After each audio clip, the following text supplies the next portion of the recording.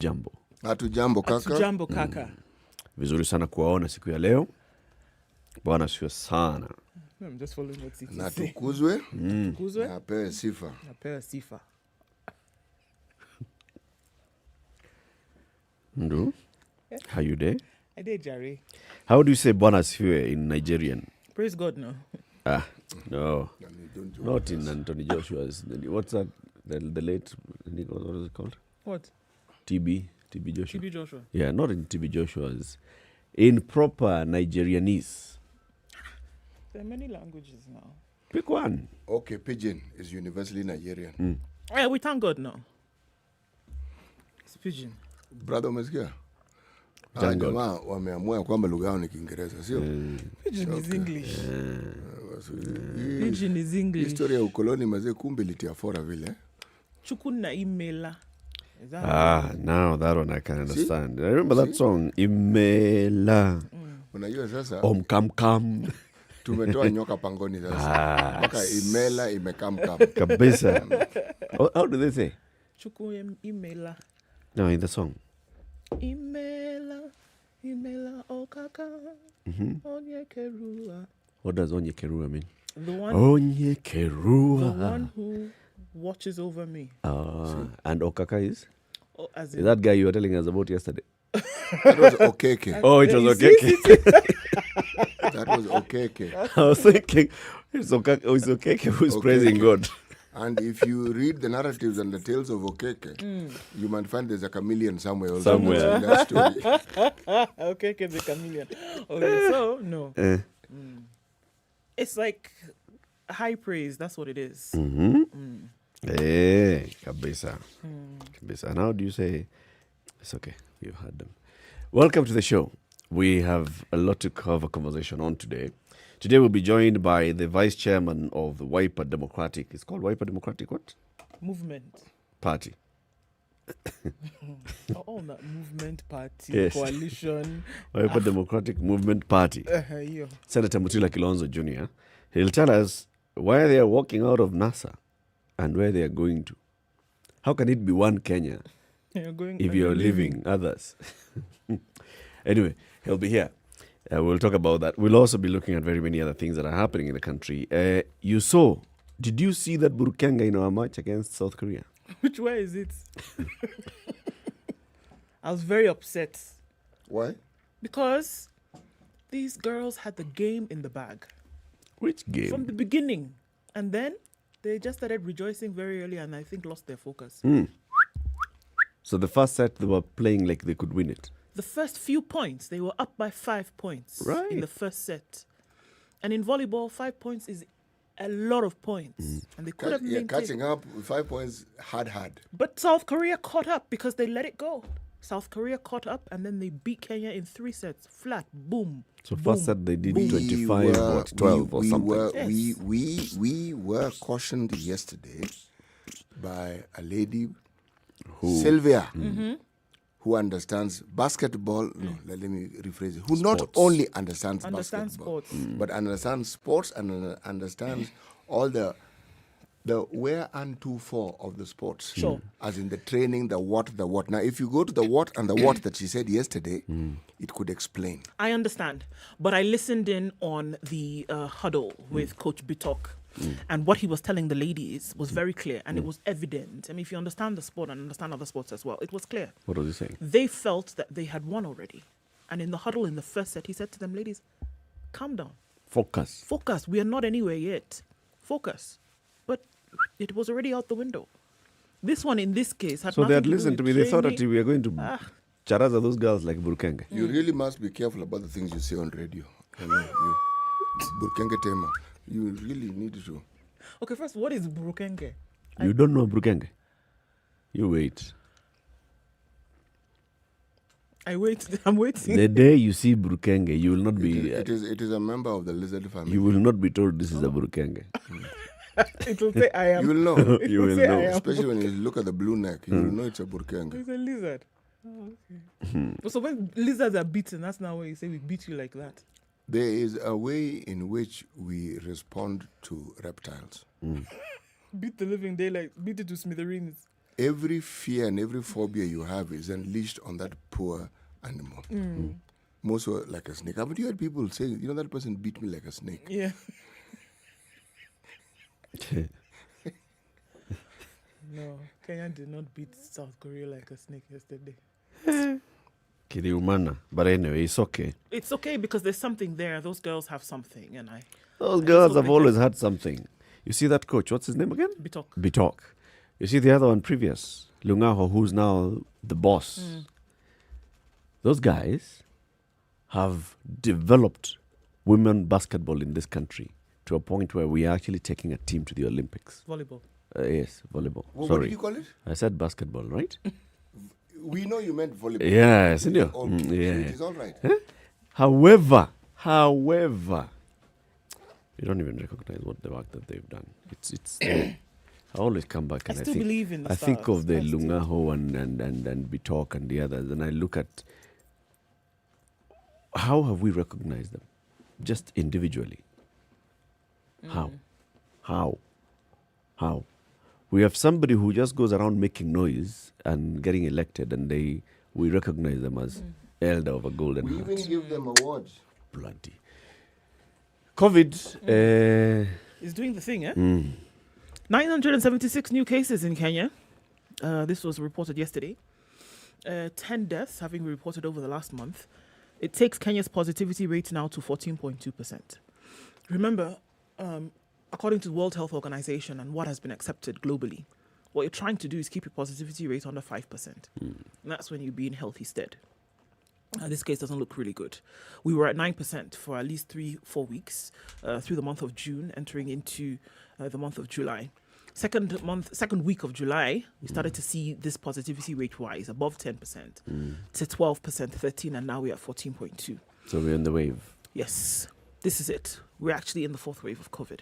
Now, when we're seeing more than 500 cases a day for the last 14 days, this is what we are seeing now.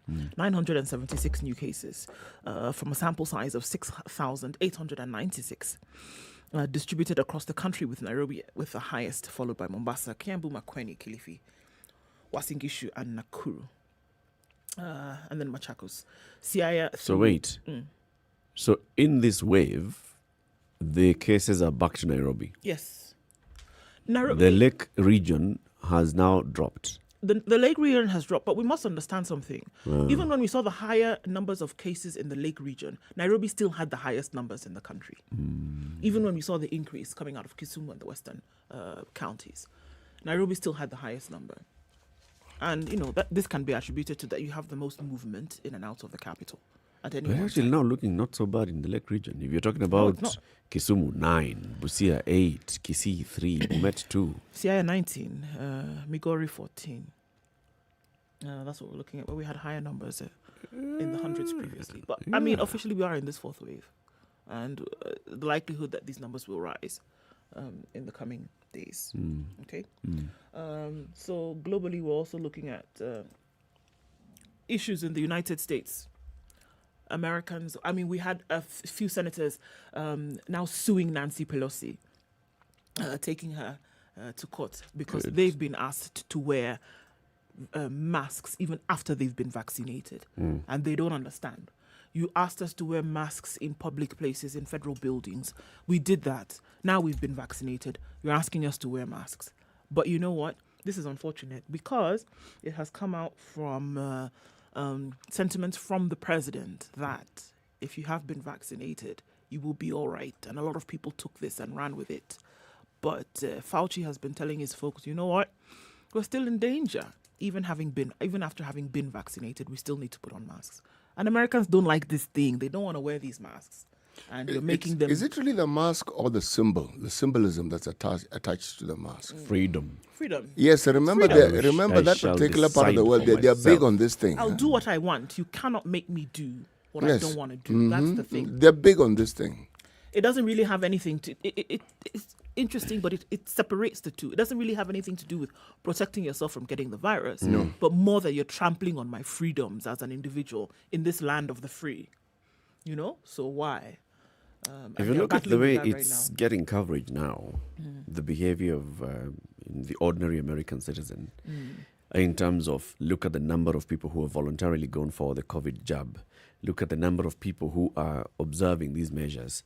The way it's being covered now is just being covered like, it's just one of those things. Last year, it was being covered like it's a very big thing because Trump.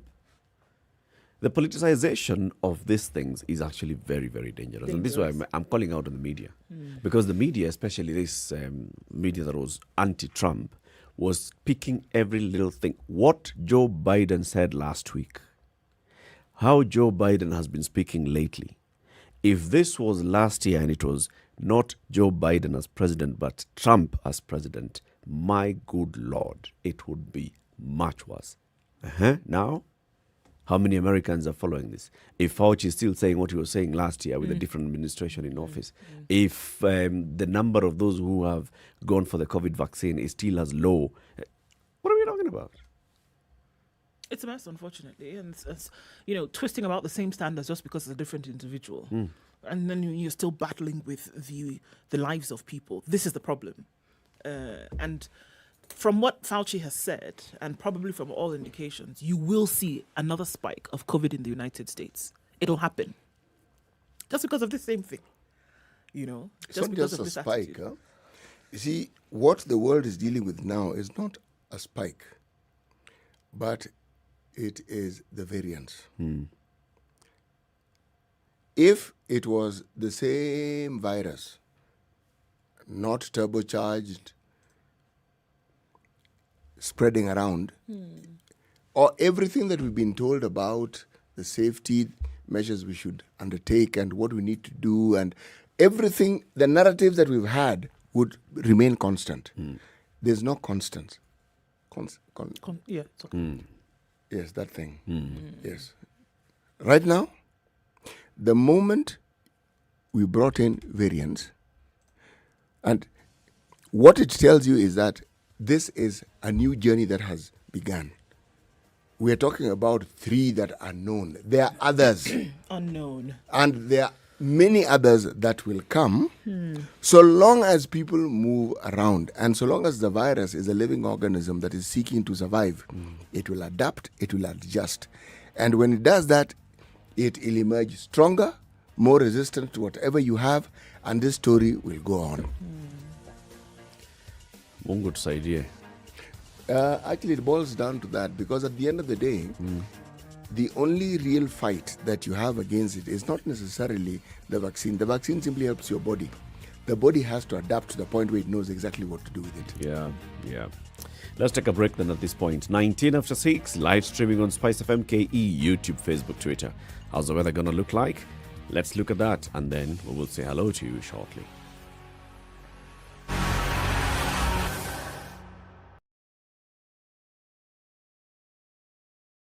Hai, mheshimiwa, uko kwa supermarket na umevaa uniform? Yeah, of course. Unajua pia sisi tunaambiwa turudi shule tusome ndio tupate degree. Oh, that's why umechagua Naivas mkubwa. Of course, my sister, because of quality shopping na discount. Na, unarudi class gani? Jana kwa wazee, tuko rada kurudi tena with the Naivas back to school. You might not be ready to go back, but we're ready for you. It's time again to enjoy the widest selection of school products at Kenyan-friendly prices. Plus, score points with your Naivas card. Go back to school.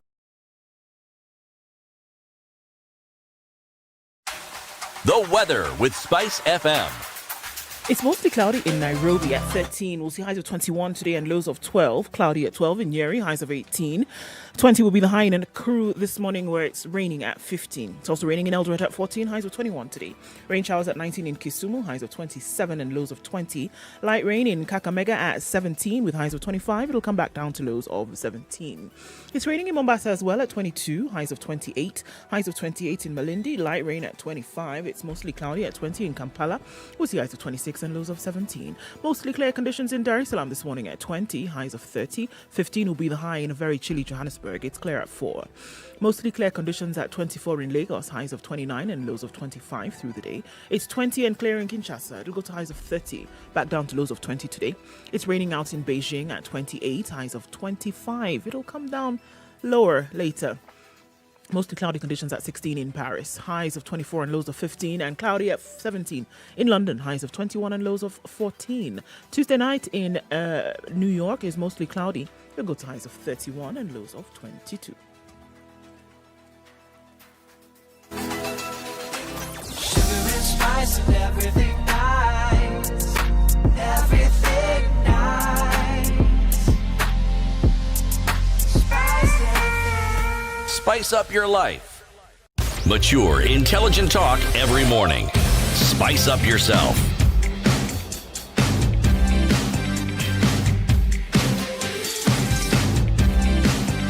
Mornings done right. 94.4 Spice FM. Good morning. Tuned in from Elgon's Kisumu City, County, rather. That's what Francis Odipo is saying. Good morning to you. Linda Cheruto says, good morning, my people. Have a fruitful Wednesday. Asante Sana, you too. Daniel Mwenje is also tuned in today. Police Junior Atwe Tetwe is tuning from Lukume in Cabras, and Enyati tuning from Kisii County. Victor says, good morning from Mombasa Road and wants us to ask Mutula when he comes why Wiper is saying yes and no at the same time. Mixed messages? Well, we'll see. Bewa Macha is tuned in from Macha. Keno Town is listening, and that's where Dancy Miu is. Ochieng Samuel Siso is tuned in from Mombasa. David Kiari, Wasubukia is also tuned in this morning. Edwin Okumu says, hello, Utawala is listening. Phil F.A. Collins tuned in as well. My favorite show hosts, good morning, Evans K. Vance. And Laban Tanui Kapte is tuned in as well. Benson Muma says, good morning from County 001. And also Evans Mirura. Everybody is tuned in. Charity is in Nakuru. Washira Wilfred, where have you been? He says it's been a bit. Absolutely. Did CT yesterday say that there are private schools with private wings? CT, did you say that? Martin Kamau is tuned in as well. Robert Mbogo tuned in from Mombasa. And Anyaga says, good morning from Nyamira. Everybody else online this morning, great to have you in the room. Karibuni sana. Where are people from Ghana, Zimbabwe? Ghana, it's still 3 a.m. in Ghana. Let's just give him a minute. Myanmar has moved to Rome. Yeah, Myanmar has moved to Rome. There's a person who's in Kathonzweni. Who? It's Kathmandu. Okay. City, today's proverb.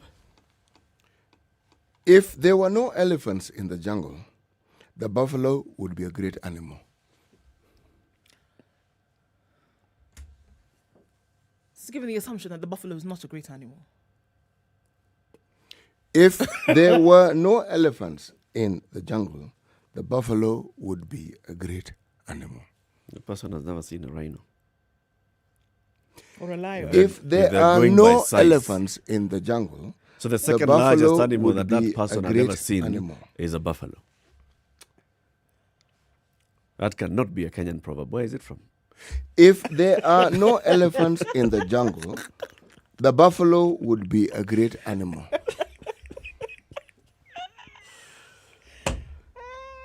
Okay. If City wasn't giving us a proverb. Higher. Let's look at the headlines. Shall we? Yes. There's somebody in Nairobi who's wondering how his wife died. This is a sad story.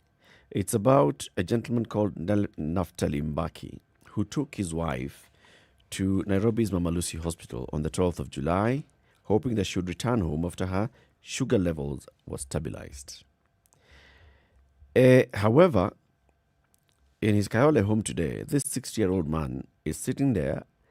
He has found that his wife, lifeless body, is at Mbagathi mortuary, and he doesn't understand exactly what happened. 57-year-old Jane Curry died under mysterious circumstances at a yet-to-be-established facility with Mama Lucy Hospital, an ambulance service provider, and a Mbagathi Hospital trading blame. Now, the gentleman, Mr. Mbaki, has a string of questions regarding Jane's death and why it was hushed for about 2 weeks. So this is what happened from what I gathered in this story, because it's also been in the media for a while. Wife falls sick. Wife goes to Mama Lucy Hospital. Where is it? Mama Lucy Hospital is in Eastlands. Leaves wife, expects that wife will get better, will be discharged, is going to visit. Before we talked that night, a nurse at Mama Lucy told me that they were going to transfer my wife to Mbagathi because they did not have enough oxygen. He was hoping to see his wife when dawn broke, but he was pressed at work and he was not able to go to hospital on that day. On the 14th of July, this is 2 days after admission, he went to Mbagathi Hospital accompanied by his neighbor, a middle-aged woman, to check on Jane's progress because the call he made to her phone was going unanswered. When he got to Mbagathi Hospital, a receptionist told us that she was in isolation and had contracted COVID-19. So they asked to get documents, at least the NHIF card, to start processing payment details, but they were told we could not take anything inside a COVID-19 isolation ward. They told us to go home and come back after 7 days. This is what he claims he was told at Mbagathi. She has COVID. She's in isolation. We also don't have access to her. You want NHIF? You go, come back after 7 days. The two went home as instructed. On the 7th day, they went back to the hospital to ask if they could see their patient, and that is when the mystery of his wife's death began. At the reception, they were told Mbagathi Hospital has not received any patient going by that name. They checked all their records, name by name. We even went to the mortuary, and my wife's name had not been listed anywhere. Mr. Mbaki went back to Mama Lucy Hospital, where Jane had been admitted. There, he was shown details of his wife's transfer via an ambulance owned by the Kenya Red Cross. That's the E+ service. The hospital washed its hands off the matter, and Mbaki was told, go check Mbagathi. You see, records here show we put her on the ambulance, Red Cross ambulance. She was taken to Mbagathi. Go to Mbagathi. The hospital washed its hands. He instead went home with his brother and other relatives. He was on the verge of giving up when his brother suggested they approach a popular forward travelers Matatu tycoon who linked them up with Embakasi Central MP Gathiri Mwangi. The legislator called the two hospitals. Mbaki was summoned to Mama Lucy. I was told that my wife was at Mbagathi and that I should go there because someone was waiting for me. I went. At Mbagathi, a doctor broke the sad news that my wife had died. Why didn't they tell me when I came on the 14th of July? What killed her? Why didn't they record her name anywhere? Why don't I have COVID-19 yet I was with her when I took her to hospital? So all these questions he's asking himself. What happened to my wife? To date, none of these facilities is saying exactly what happened. Now imagine. Transferred from one facility to the next. She calls you, she tells you they are transferring me to Mbagathi. You go to Mbagathi the following day. You're not able to go the following day, so you go the third day. And you ask, she's COVID, isolation. Come after 7 days. You come after 7 days. Nani? Hatuna mgonjwa kama huyo hapa. Hakuna. You go to mortuary. Nani? Hatuna mwili ya mtu kama huyo hapa. Then and only after you have used political influence is when you're told, go see a doctor at Mbagathi. They tell you your wife died.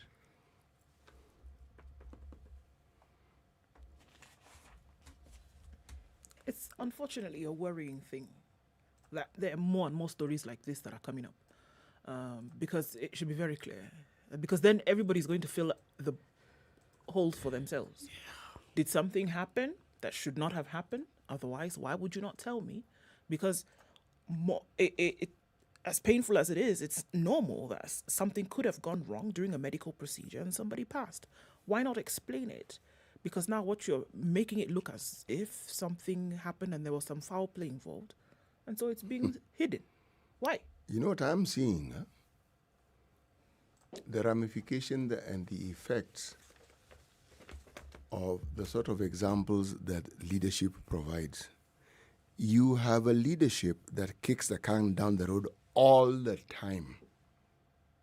Oh, no. You know, how often do you hear political leaders standing up and saying, actually, the buck stops with me on this one. I'm the one who made this decision, and now let us try and see how we can resolve it. But you didn't do this. No. It wasn't quite like that. It's always like something else. Why haven't you done this? You see, now what we are going to do is we are now going to do this. Yeah. And you're saying, that's not what I asked. Yeah, that's not the question. And it's lives hanging in the balance, whether it comes to what needs to be provided for them. In this case, it's lives, unfortunately, that have been lost. And you think, okay, well, let's explain it no. It can't be like that because there's no difference in what you're talking about and what has happened in this hospital. Why is it that you were given X amount of millions of shillings to spruce up your facilities in the event of this very thing that we're dealing with called the COVID upsurge occurring?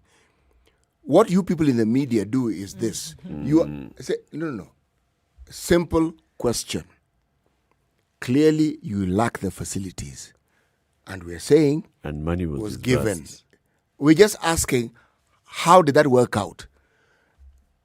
This is how you people get things wrong. Instead of asking for proper details. But, sir, madam, that's what we are asking. These are the details we're asking.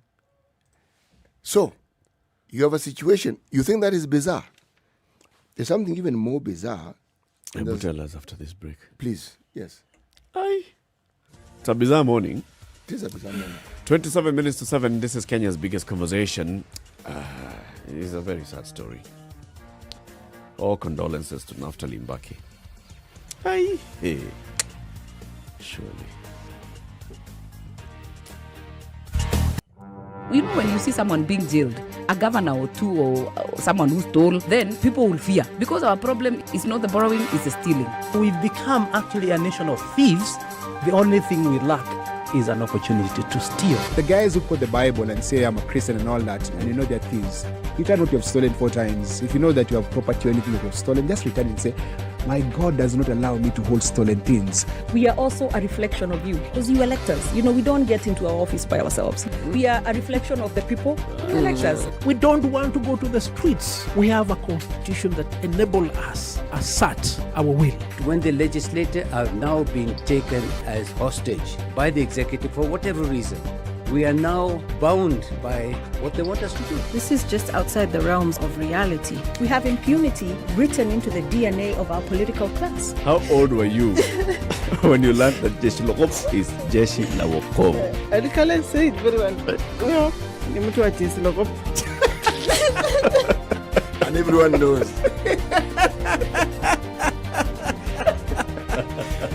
Okay. This is the Situation Room, the only way to start your day. All right, as expected, things are building up on Mombasa Road, especially right around the Imara Daima area of Mombasa Road. It's picking up some as then you get towards the southern bypass as well. On the Likoni Exchange, then joining with Mombasa Road, also we'll see some traffic there. We're already seeing signs of that right now this morning. Langata Road, getting to the roundabout at Timor, is also picking up. Bagadi Way is smooth and clear. Use that this morning. It'll give you some good vibes. As you're coming then down Mombasa Road through to the Nyeri Stadium roundabout, it's going to clog up just a little bit, but nothing too crazy right now. Where is it looking crazy? On Thika Road as you're trying to get out into the city. Looks like it'll build up for some time here. Landis Road still looking pretty good. Coming off Jogo Road, not too bad right now. Traffic is just picking up. It'll likely pick up some more in about half an hour or so. So let's be ready for that one, okay? Apart from that, doesn't look too crazy, guys. Talk to us if it does. SpiceFM KE on Twitter. Text on 40127.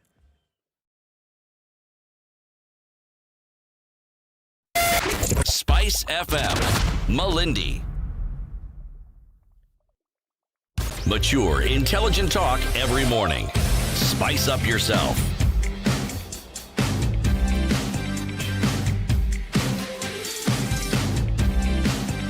Mornings done right. 94. City. So what is that other bizarre story? Well, this is something that is now beginning to form a pattern. The occurrence, rather. Mother strangles 2 sons, turns herself to the cops. This is in the Star. This woman walked into the Waithaka police station, Nairobi, on Sunday and declared she had strangled her 2 sons. And she said she had been possessed by dark spirits. Duck? Dark, as in usiku black. Butter. Which one's a duck spirit? No. This isn't a goose story. Okay. With a relative dark. No. This is pitch. Evil spirits. Got it. Naset Evil. madimoni. Evil. Uh-huh. Aye, this is a... How old are the children? 2 and 5. Oh, no. No.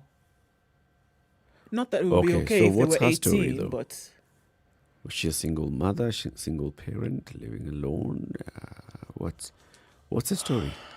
Well, the neighbors say she and her husband had domestic issues. Okay. That's what they say. Mm-hmm. And there's yet a third child. And according to her, the third child is 5 months old. And so it's when she went to strangle the third child screamed.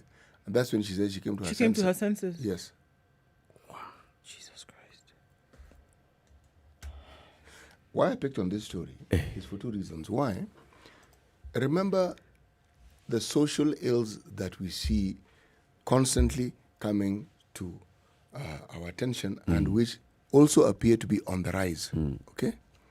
But again, on this one here, she says she was possessed by evil spirits. She did not strangle the boys at the same time. It was one after the other. So what is it? Could you... Clearly, yes, they took her for a psychiatric observation and analysis. It's understandable. But this isn't a story that we haven't heard before in a different place, in a different form. Sure. When she was doing these things, was she aware of what she was doing? That's when it. she was doing it, was she aware? I am killing my children. I am possessed right now. Or she came to her senses later and then went to the police and said, "Actually, I was possessed." Yeah. So in that moment when this was going on, she was not aware of what she was doing. Nope. Look, I'm sorry, you can call it what you want to call it, but if you don't look at the mental state of this country right now, if something is not looked at, this that you hear is going to be a daily occurrence. Well, she even went... the story goes as far as when the husband was spoken to, says the lady actually called him, tell him to come home because she had killed the 2 sons. Okay.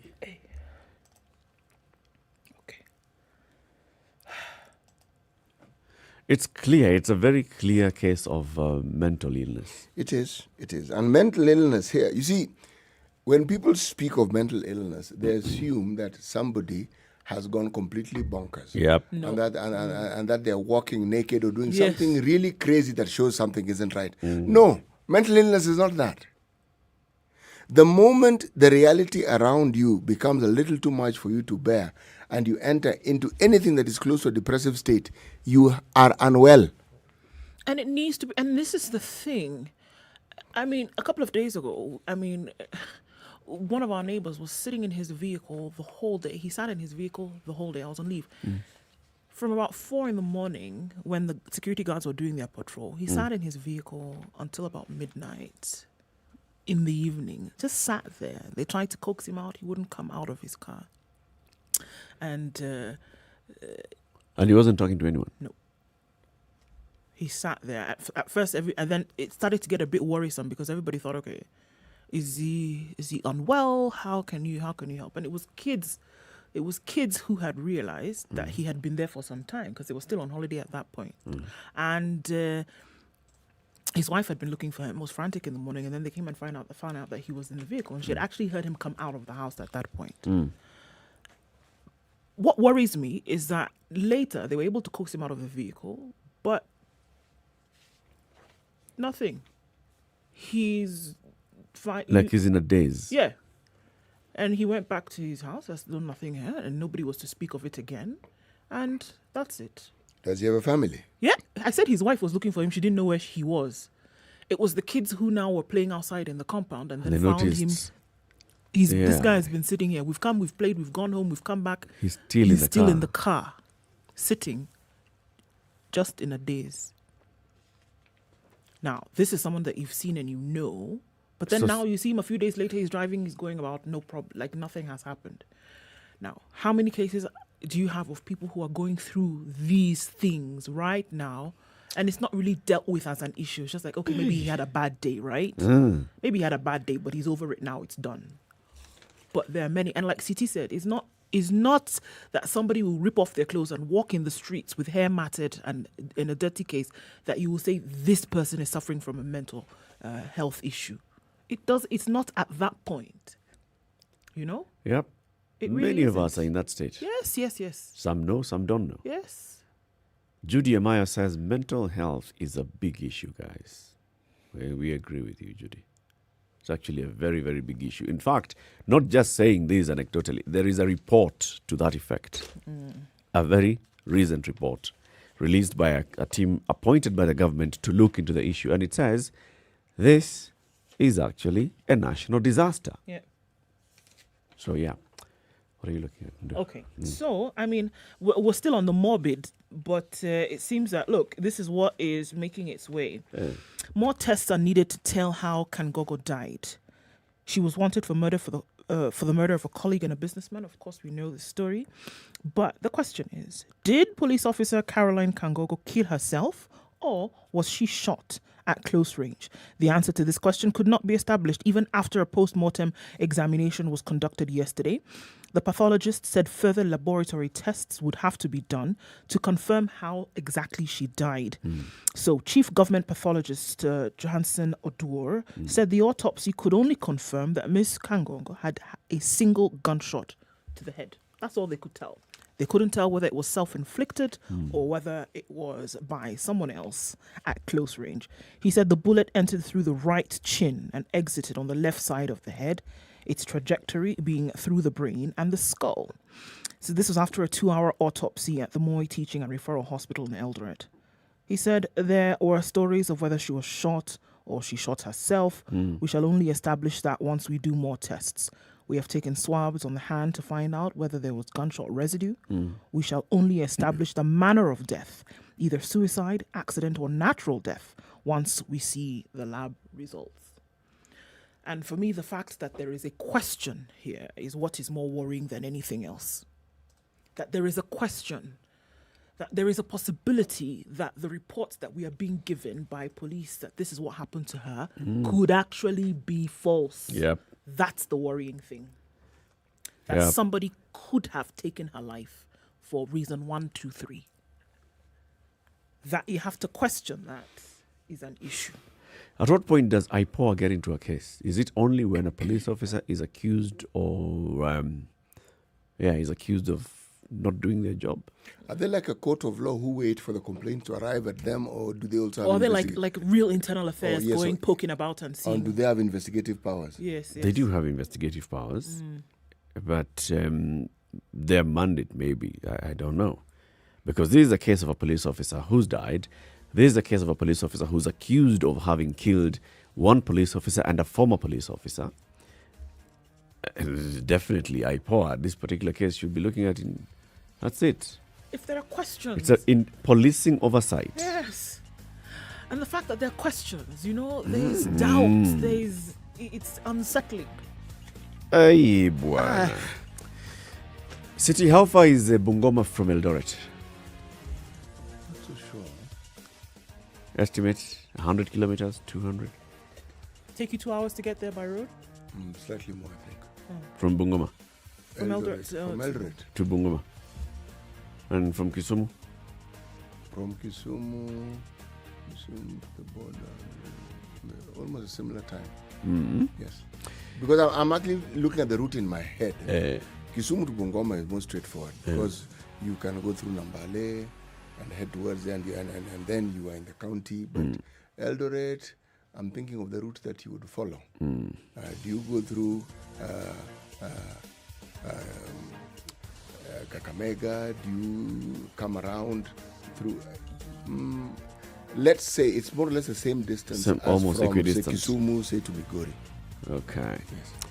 Sam is in Bungoma and is wondering what our frequency is. And I wanted to know how far you are from any of these two places, because you can try 96.7, that's our Eldoret frequency. Or you can also try 87.9, that's not 87.9, sorry, 102.5. That's our Kisumu frequency. Sam, please try any of those two, 102.5 or 96.7, and then let us know which one is working for everybody else's sake. It's 6:45, time for a quick break. We'll be back shortly.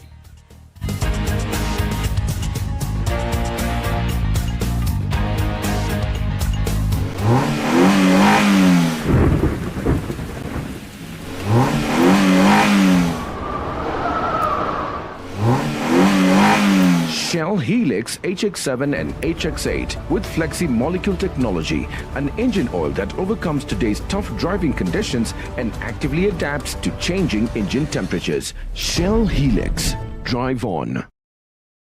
Classic soul, R&B, smooth jazz, neo soul, and nostalgic ballads. Make some noise. Yeah! You're listening to Spice FM. Mature, intelligent talk every morning.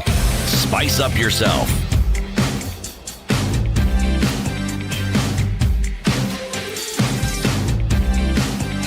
Mornings done right. 94.4 Spice FM, Nairobi. It's 13 minutes to 7. Some good news. Yeah? Mm-hmm. There's a woman called Naomi Coney. She used to work for Barclays Bank, which then became Absa. She was hired some many years ago, 26 years ago. She rose through the bank. She became a senior manager in charge of agency banking. Then she was sacked. I thought you said it was good news. No, he's continuing. Giving you background. She was sacked in 2017. So what was happening is that throughout these years, as she joined as a bank teller, rose through the ranks, became a senior manager, her performance was always exemplary. Then in the last 2 years of her employment, her performance through this system that they use for performance evaluation was showing underperformance. So she was fired. Reason? Obvious. Underperformance. By your line managers. Performance reviews is conducted twice a year. And in all those 4 occasions, underperformance. She was fired. She went to court. She was like, come on, guys. I have worked for this organization for 26 years. I have never had issues of discipline. I've never had issues of underperformance. I've always been performing very well. How can I just suddenly be an underperformer? The judge listened to her. The judge asked the bank, so what do you say? The bank is like, we actually gave her an opportunity to come and explain. We told her, look, the performance review is showing underperformance. And you're here to come and respond. And she just did not take the chances that she had. The bank, so that's what it was arguing. According to the bank, she was issued the warning and attended a hearing on her performance. And the bank asserted that she also failed to exhaust internal appeal processes. It's clear. You are appealing this. You don't believe that you're underperforming. Take it to this next stage. She didn't. So she was let go. The judge was like, pana. It is illogical on this one. I'm quoting the judge. He says, she has worked for 26 years. She was consistently rated highly, except for the last 2 years when something seems to have gone awry with the respondent's performance management system. It is illogical that an employee with 26 creditable years of service would suddenly become a consistent underperformer, groping her way around like an employee who was freshly on probation. An objective performance management system would first establish that indeed underperformance has taken place, and then after that, seek to unravel why its long-serving employee is suddenly turning into an underperformer. And lastly, this performance system should seek to rectify the work environment that has probably triggered underperformance. Clearly, the bank did not do these things. So the judge says, you know what, pay Ms. Connie 6.5 million shillings. Okay? Boom. Pay her 6.5 million shillings. This story of saying that you're an underperformer, you're near. It's a good thing. No, it is. But also raises questions about, some of these processes. If you're talking about bank processes, when the personal loan was first introduced, it also came around the same time when banks had automated the system that they had for determining one's eligibility for a loan. So it was not an individual. No. Your data is put into the system. Okay? And the system will decide whether you qualify or not. My friend, that system was being applied for banks in Kenya. The story behind that system, before people sort of got their heads around it, it was like a horror story. Because the very, very same employees within the bank understood how that system worked. After all, they work in the bank. And the number of personal loans that banks gave to people who had not even applied for those loans. Did they know they were receiving the loan? The people. It is many, many, many millions later that I think they realized and said, no, something's wrong here. No? So many people are receiving loans. Yes. Imagine I work for Bank X and you, Eric, you, Ndu, as my trusted friends, are my accomplices. I know the system works. So all we do is we open an account. Yeah. And I tell you, this is the process you go through. After all, I know what the process is. I understand exactly what it's going to look for. I have the marking scheme. Okay. So I'm telling you, answer thus. Yes. So, after we've done that over a nice period of time, just close the account. So that's the end of that particular story. You know you're not going to go anywhere with that case. What are you going to do? You have no You had a system, yes. Were they legitimate account holders? Yes. Did the system evaluate? Yes. So, where's the problem? Where is the problem? Indeed, that's the question. Because the fellows at Uwezo Fund also will be asking themselves that very same question. What is the problem? How many billions later? 4 billion. The audit from the Office of the Auditor General is that 4 billion shillings has been lost or had been lost over time, and misappropriation of the Uwezo Fund blamed on the lack of Public Finance Management Standing Committee. Right? So on the 16th of March last year, the Uwezo Fund paid 1.05 million shillings for the supply of motor vehicle tires. The management procured several brands of sizes at respective costs of 47,000, 50,000, 38,000, and 45,000 per piece. Tire. Yes. Okay. So, from the orders placed on January 13th to delivery and invoicing on February 26th and payment, everything was smooth. But when Auditor General Nancy Gathungu began asking questions, it was clear something was amiss. It was discovered that the market price for the tires ranged between between 6,000 and 15,000. Remember what I told you? 45. The least price here was 38,500. However, she has seen that the least price was 6,000 and the highest was 15,000. Meanwhile, these fellows at the Uwezo Fund were paid.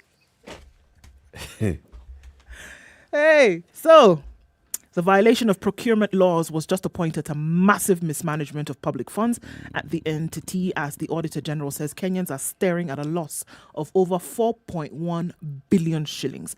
The prices for the tires paid were significantly above the recommended market price index survey results of the PPRA, which is the Public Procurement Review Authority. No explanation, surprise, surprise, was rendered for the procurement at prices higher than the prevailing market rates. This is all well and good. The report has been done. We know that there was a problem. The question is, what is going to be done about it? Remember that story? We delved into it and talked about it. The Qualifications Authority, blah blah blah. Rather, Disqualification Authority, certification. Yes. There is a case that went to court before Justice Macau, and with very interesting circumstances. Justice Macau awarded 15 million to 75 former students who failed to secure jobs after they had gotten engineering degrees. From accredited university? Yes. What happened was they were at the University of Nairobi. Right. Technical, what we now refer to, the former polytechnic is now Technical University of Kenya. But it was an affiliate college of the University of Nairobi at that time. Yes. Now, there's a problem here. The degrees that were offered by the TUK, Technical University of Kenya, are not recognized by the Engineering Board of Kenya. Right. So I said that's not the problem of the students. If there is need for that college to get accreditation or to have the board accredit, whatever is required, that is not the student's problem. Yeah. No. So one, you're going to pay 15 million just so that for starters. Yes. But secondly, you will recognize University of Nairobi, you are going to offer these students degrees from the University of Nairobi, Yes. which is recognized as they sort out the issues with the Engineering Board of Kenya. It is not their problem. No. You need to get your ducks in a row. You've accepted these individuals for Yes. the course. They're qualified. They've done the work. So come on, stop them. Look, it's absolute nonsense. Fix your internal problems. And these people who here are victims need not go through any more suffering than they currently are. Stop it. In fact, he says he found that the TUK and the UN violated the petitioner's legitimate expectation that a degree certificate to be awarded to them would be from the UN and not any other university. Very good.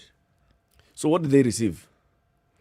They were This given thing that the engineers board is not recognizing. What was it? the engineering board recognizes certificates from certain universities. Yes. Technical University of Kenya is not one of them. But so did they receive a degree from the Technical University of Kenya Yes. or from the University of Nairobi? Technical University of Kenya, which at the time was an affiliate or was a constituent college of the University of Nairobi. Yes. So how is a constituent college of the University of Nairobi giving its own degrees? Now you see, this is how it can work. When you were in KU, it was a Kenyatta college University of... College, a constituent. So my degree was the university from the University of Nairobi. That's it. No, but let me explain to you. When I lost my transcripts and wanted them back, I went to Kenyatta. Yes, because they were have in the the system. records, They have yes. the record. Yes. And it's still under the administration. Yes, but when I now lost my degree certificate, I lose these things. It would appear that this is a habit. It's a habit. My goodness. It's like when I lost the first time, then when I now lost the second time. What happened? No, I went to the University of Nairobi, Chiromo campus. They have some nice swanky offices there. Yeah, and it's not difficult. By the way, it doesn't take long. They'll just sit there. They go through the records and say, yeah. So it's like there's a mother body. Yes. Yeah. So I was, to whom it may concern, so and so actually was in this university in this time, and actually Or this is what they got. is it the specific degree then that that engineering board, because it's a degree in engineering. It's a degree in engineering. But it's engineering something. Yes. Maybe that's what the engineering board is like. We know electrical, we know... They don't recognize engineering degrees of whatever from that particular institution. It's not complicated. Aye. Which tells you that the majority of the people on that board graduated from the University of Nairobi. Aye. Senator Muchula Kilonzo Jr., Wiper Democratic Movement Party Vice Chairman, is here with us. He'll be joining us in the studio in the next hour. So what is this One Kenya Alliance bringing to the table? Or are they coming with their own table? Have they left with half the table from NASA? What's happening? They are rich. They are receiving 70 million shillings from the political party's fund. So he'll be here. He'll tell us all those things. Keep it right here. Good morning. It's now 7 a.m.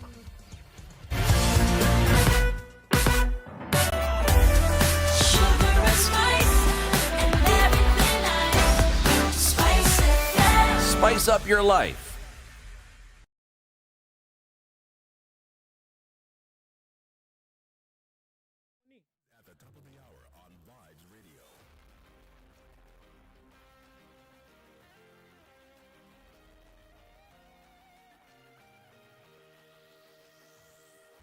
Good morning. This is the Newswire. I'm Leah Ubaga. President Uhuru Kenyatta is this morning expected to hold talks with the British leadership on his second-day visit to the UK. Uhuru will travel from London to Sandringham Palace, where he'll engage in trade talks with King Charles of Wales. Their meeting will also focus on how to revive the economies of the two nations after the effects of the coronavirus pandemic, climate change issues and trade cooperation. This comes as UK Foreign Secretary Dominic Raab yesterday announced a 20 billion shilling support fund for Kenya's Big Four agenda. This saw Uhuru use the forum to urge UK investors to take advantage of 10 opportunities in Kenya worth up to 542 billion shillings. This partnership creates a framework for those institutions to deploy and share their expertise with their counterparts in Kenya and regionally. And this is an important partnership which we support. We want to go further. We've also been able to raise an extra £23 million of private sector investment investment, and that will finance the construction of a further 10,000 green, affordable homes in Kenya. After being ousted by former NASA allies, ODM leader Raila Odinga has begun building alliances with other politicians with the aim of boosting his politics towards the 2022 general election. This reality has begun to manifest itself following Raila's visit to Gatanga area at the home of the owner of the Royal Media Services, SK Macharia in Dakaini, where he was accompanied by several leaders. Among them are former presidential candidate Peter Kenneth, Governors Mwangi wa Iria of Muranga, Alfred Mutua of Machakos, James Ongwae of Kisii, and James Njoro of Kiambu, among other leaders. The leaders asked Raila to start attending various regional events as they were ready to work with him. Hatutagawanya. Na leo tumekuja kusema former prime minister, hizo kura zote zikiwa pamoja zitakuja kwako. Mnajua siku ya kura ikikuja, sisi tunaendanga to the man in one direction. Ukasema Kibaki tosha, na Kibaki tosha akawa rais wa jamhuri hii yetu ya Kenya. Hatujasahau. Elsewhere, ODM will be giving its affiliates in the National Super Alliance a 152 million share of the political party's cash. This is a climb down from the earlier demand by the affiliates that they share equally 7.5 billion shillings owed to the Raila Odinga led by the Registrar of Political Parties for the 2017 to 2020 financial years. ODM will still get the lion's share of 308 million because of its parliamentary strength, followed by Wipers 70.4 million shillings and C's 43.8 million shillings. Ford Kenya will get 36 million shillings and Ruto CCM will take home 3 million shillings. That's the Newswire. I'm Leah Ubaga.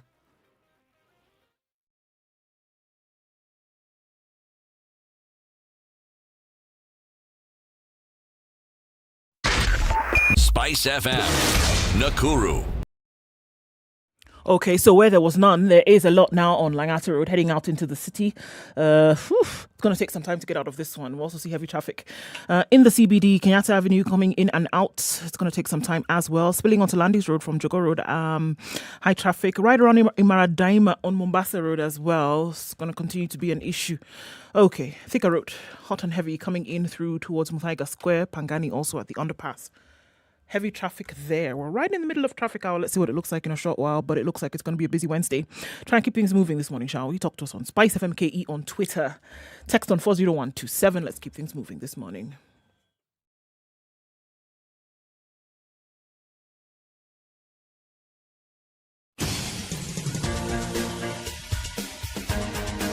This is The Situation Room, the home of hard-hitting political commentary and penetrating insights about the state of the nation. This is a talk radio experience like no other. The Situation Room, a place for hard truths, debates, and elevated conversations. The Situation Room, witty, political, engaging, deep, controversial. In the room, we have C.T. Muga, researcher, academic, seasoned political observer, a fountain of wisdom in these politically uncertain times. Ndu Oko, Nigerian by birth, Kenyan by choice, communications expert, Pan-Africanist, a truth seeker and believer in people power, and Eric Latif, agent provocateur, the man in the chair, seasoned journalist, news hound, a man who believes in punching up, not down.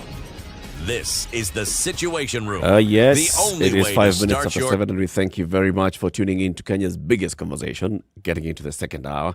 We are glad that you are with us this morning. First, let's hear today's proverb from C.T. Muga. If there were no elephants in the jungle, the buffalo would be a great animal. Told you you're a lot. You know, now we have somebody whose county hosts a national park. Well, they've been arguing about who hosts it. But no, we do actually. See? On the east side. On the east side. The east. On the east. Yeah, the west is. Meaning on the left side of the road as you're traveling towards Mombasa. Exactly. Yeah. So Savo, east. East. Eko Makueni. And in the evening, the elephants sleep on the east. So Makueni is the bedroom of elephants. In the evening, they come. We have one called Mwanzia. He comes out at 5 in the evening. What do you call elephants in Kikamba? Nzo. Mwanzia is a person who walks along the road. Yeah, they're called Nzo. Nzo. Yeah. So this particular proverb from wherever is saying... It's from Ghana. It's from Ghana. Yes. That if there are no elephants in the jungle, buffaloes the will be buffalo would be the greatest. Do you animal. agree? No, I don't.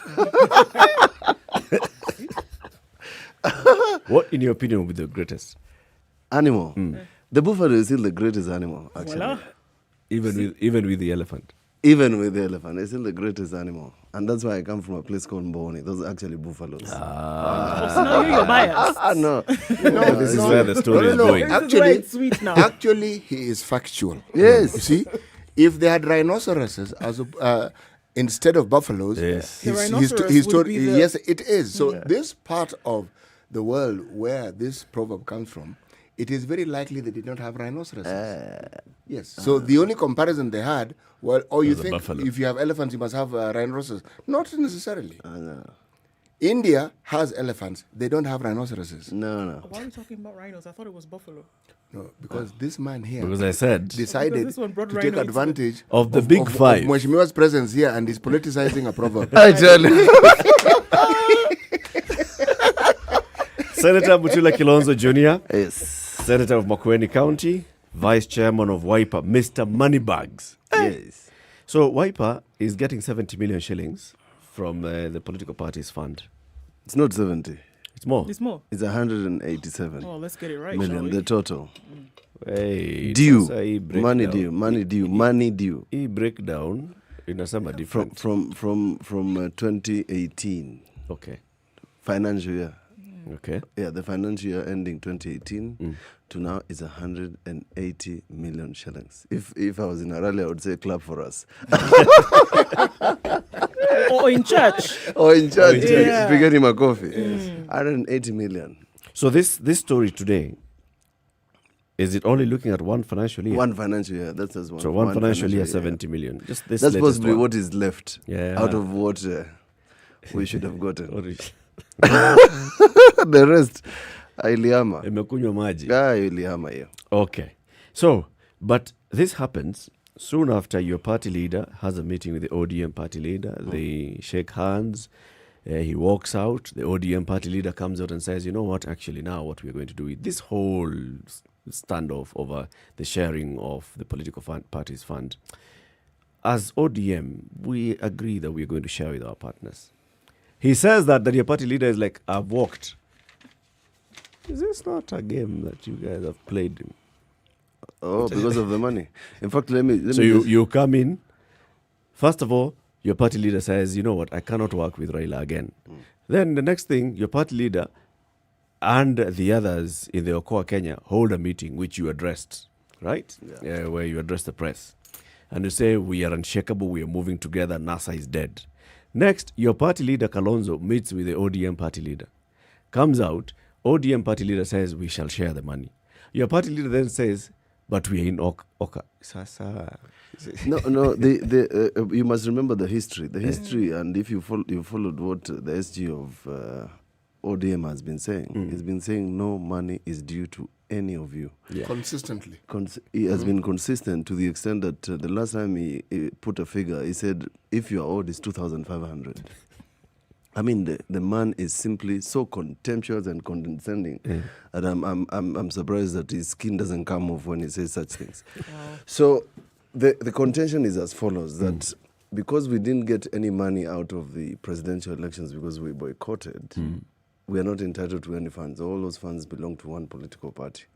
We said no, because in the agreement it said in the absence of the fund due out of the presidential votes, the money that will come to the party will be allocated to each according to his party strength. Now that argument has been going on for a long time. Yeah. So when the letter arrived, because the letter arrives, and I'll sit next to my party leader, the letter arrives in a confidential envelope just before we ended the meeting with the figures, I just laughed. I said, but this is exactly what we have been saying for the last 3 years, that this money is due. And this money is due. The registrar of political parties let us down, because if the registrar of political parties fund had followed our agreement, then this would not have arisen. They would not have released money to one political party. They would have released this money that belongs to Kenyans to political parties for purposes of their management to all the political players in NASA. That is the way it is. Now, Mheshimiwa Kalonzo Musyoka was the emissary, if you may, if so to speak, on behalf of the others. Yeah, just go and collect our dues. We're on our way out. That sort of thing. So the idea that the connotation that we have been given money by them is wrong. It's upsetting. It's your entitlement. It's our entitlement under the law. It's our entitlement under the coalition agreement. They are not doing us a favor. In fact, it's worse because we are equally accountable to the Auditor General for the use of those political funds. So, Eric Latif, please correct the impression that tumegawiwa pesa. Mumepewa kitu kidogo. But now we are rich. Now you are rich, you have 70 million. No. So NASA can no longer serve as a vehicle for all political intentions. This is the reason why everybody's leaving? The agreement is that if 3 political parties meet and agree to wind up the coalition stands wound up. Everybody goes their separate ways. That's a coalition agreement. Right. Yeah. Now, One Kenya Alliance, is this the answer now? And a big question is it the answer for Kenyans or is it the answer for these political parties to push through with some kind of political expediency? Is it for you or is it for Kenya? For me, it's not even an answer. It's just a breath of fresh air. Yeah, I mean, an alternative conversation away from the usual rhetoric and away from what all of you in the media have been perpetrating, that this is between Raila and Ruto. No, it cannot be. So we are providing an alternative. One says bottoms up, the other is saying bottom up. You know, that sort of thing. The conversation in Kenya must change. Because I am persuaded, to begin with, that the handshake conversation has served its time. It has expired. The Jubilee Tuko Pamoja has served its time. It has expired. UDA is a sister of Jubilee. It's just metamorphosized from red to yellow. It's the same people. Now talking about a different thing, from stadiums to tutatenga pesa to we are going to provide 100,000 jobs, to nice conversation, white shirts, red nini, all these things. But it's to now we are going to change the economy. I mean, what are you talking about? I mean, what do these people think we are? Mutula, do we look like fools? If you're using that is it not the same thing then? Has NASA not just metamorphosized into the One Kenya Alliance? That's what What's I'm the saying. difference? For us, you asked about us, and I've told you it's a change. A change where we have, for a long time, been led differently. We have just changed our t-shirts and said we have come differently to the public. So it's no longer a Raila versus Ruto. No, it's Raila, Ruto, and others. That is the conversation that is going to be out there in the country. So when everybody is going to collect their basket of votes, they must contemplate that now this has gotten a little tougher. So there are more than 2 horses. There are more than 2 horses. David Mugaka says, good morning, tuned in from Babadogo, Nairobi. One Alliance, hakuna penye inaelekea, farasi ni wawili. Yeah, that's what I'm saying. We have planted in the minds of Kenyans that this is about Raila and Ruto. Raila is a project of Uhuru. Ruto is a divorcee of Uhuru. That sort of thing. That is a conversation that we have been having in this country. And that is what One Kenya Alliance wants to change. Simple. And that is what One Kenya Alliance is going to do. But what's the difference then? If we look at it, and we've been talking about this, first there was CORD, which had ODM, Wiper, Ford Kenya, and others, smaller partners. Then you bring in Musalia, it becomes NASA. Now you remove Raila, it becomes Oka. Is it not just the same thing? What you're just doing is removing pieces from the chess table and calling it a different game. Like what PNU was. PNU minus Kibaki became Jubilee. It's the same thing. Jubilee minus Uhuru is UDA. Oka minus Raila. NASA minus Raila is Oka. So it's a political formation. It's a coalition. And it's unfortunately, and since I like being honest, it's their conglomeration of of regions. That's what the presidential election is going to be, a conglomeration of regions, and a quest to get the 25% in 25 counties and 50 plus 1. That contentious vote is where we are headed. And that's why I'm saying nobody should rest easy and count their chickens, because they are not going to roost anymore. There's going to be a problem. Which I like what you're saying, but in my ears it sounds strangely like something I've heard before. I don't know of any political leader who doesn't talk about change or talks about something new that is going to come about as a result of this coalition that they are now in.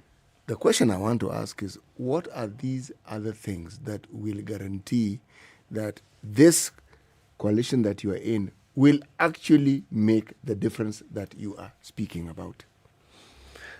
The NASA dream has never been achieved, and that is what we had even in Okoa, Kenya. The idea of making devolution a stronger dream of this country. So I think that, and Jubilee, of course, has not succeeded. From laptops to stadiums to 10,000 kilometers of roads and all these sort of things. Now they have come up with yet another analogy.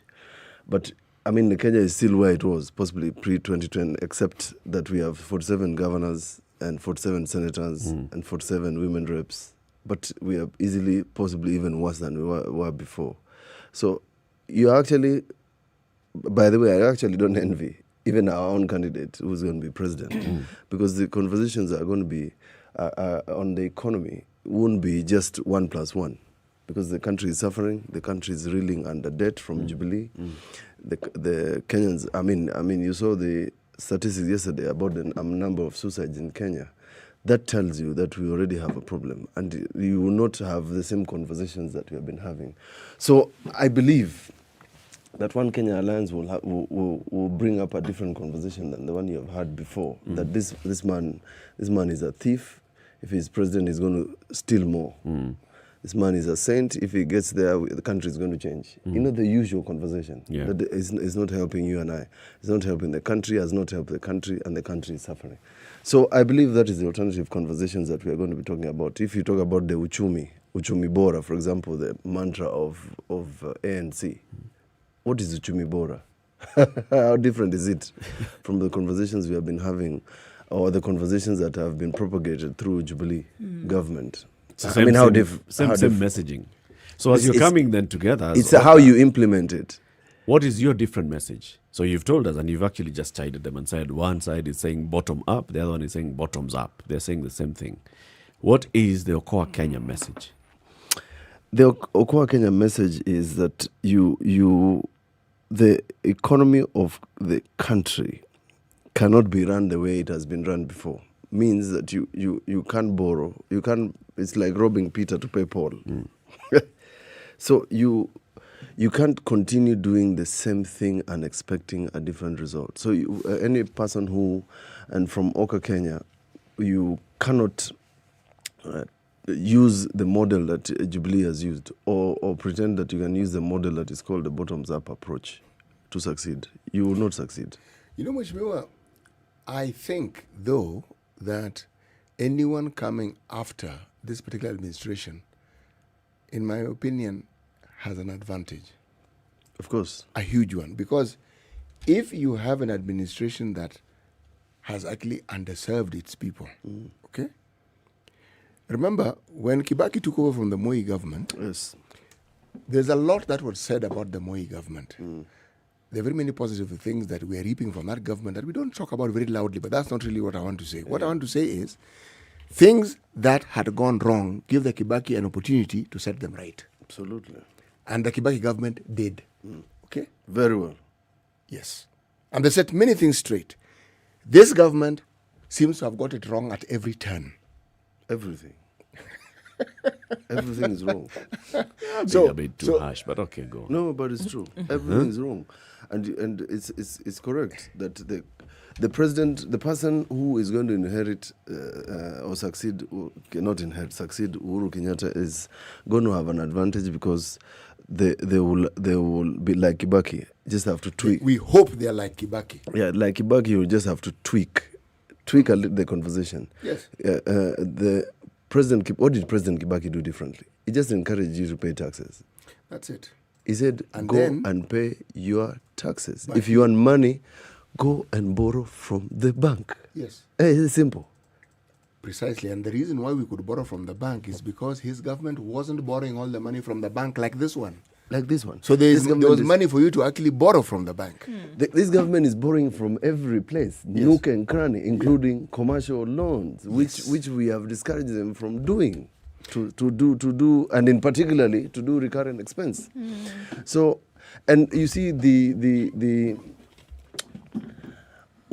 who was Kibaki's partners? You know, at some point there was criticism of Kibaki when he looked to the east in terms of the people he's going to deal with. You know, he's the one who took us to China. He's the one who took us to China. Well, actually, Jaramogi had been there before. Yeah. But Jaramogi wasn't president. Yeah. As a president, he's the one who took us to China. Yeah. He took us to China, but when he took us to China, then he didn't bring the money bags approach. The money bags is Jubilee. It's Jubilee entirely. In fact, the loan portfolio of loans that are above 9% is easily the most expensive loans we have had from the Chinese have come after Kibaki. So if it's, and it is argued, and you can check, that this beautiful road that is going to come up just next to your building was actually negotiated during the Kibaki regime. As was the SGR. And it was 23 billion at the time. Just like SGR. So Kibaki took us to China for good reason. But when this government took over, it doubled the price for everything. That's the difference. You know, I want to come back to that question because I still haven't gotten the answer.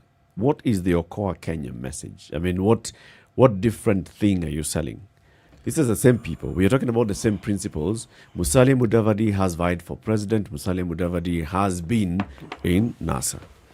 Kalonzo Musyoka has vied for president. Kalonzo Musyoka has been on the presidential ballot in the last 2 elections. Moses Wetangula has threatened to vie for president. Moses Wetangula has been... Be kind to the gentleman. No, he hasn't vied for president. He has promised. But Moses Wetangula has been in the leadership, the National Assembly and the Senate in this country. These are the same people we have seen. When you stand on one side and then you point fingers at Ruto, who's the deputy president now, or at Raila, who is the leader of the opposition, and handshake. I have not pointed fingers at Raila. No, you is not you. You, I'm saying. As in when the third you say person, there's a third. somebody else, right? Oh, but he was pointing at me anyway. If we say that now we have... See, now he's pointing at me. Now you're making me change my finger direction. When you stand there as Okoa Kenya... Oka, it's what? Oka Kenya. we don't have the A. One Kenya Alliance. One Kenya Alliance. Yes. What is the difference between you and the other two? I'm just saying we're going to do things differently. How? Differently. Differently What means things are these are you going to do that differently means that if you are going to borrow, you don't borrow commercial loans that are expensive for us, that are short term. You don't borrow the sort of billions they've borrowed for China to be repaid in 9 years. Yet the France government and other donors are giving us loans for almost 50 years at very low interest rates. I mean, that's an example. Now, we have never exhausted the what you call the headroom for borrowing for purposes of IMF and other World Bank entities. Why? Because the conditions that come with those loans, because there's no country that doesn't borrow. In fact, when the country talks about 100% borrowing, other countries are borrowing possibly even more. But when they borrow such loans that you have long repayment periods, so that then, for example, this road, you can have easily a return on investment for over 70 years. That's a difference. Now, how do you explain that we have nearly exhausted the borrowing framework, which we extended less than 2 years ago, from 6 billion to 9 trillion within 2 years. Where did this money go? Where did you borrow? What did you borrow to do with? Where did you start big projects that don't make a difference? So, live within your means. Kibaki did few things that have made a huge difference. A huge difference, like the Thika Superhighway. Now, if really we were thinking of an economy between 400 billion of the standard gauge railway and dueling Mombasa Road all the way across the border, what would you have done if you were an economist? What would have spurred the economy better? Would it be cheaper? That is the sort of conversation you're going to have. Okay. Yeah. And I think a lot of times track record is something that comes into play when we're looking at some of these things. Because right now, Mutula, it's just everybody saying this is what they intend to do or how they want the conversation to change. But in terms of tangibility of things that Kenyans are looking for to say, okay, we clearly need a change. Things have been going absolutely wrong. What is it that is going to convince Kenyans that, really we're going to see something different besides what is being said?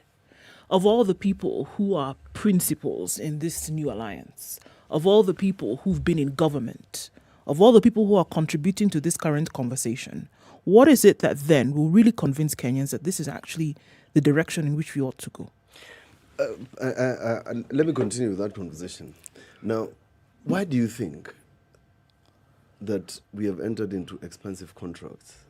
We have done Galana Kulalu, which has backfired, 17 billion project on laptops, which has backfired, and many others.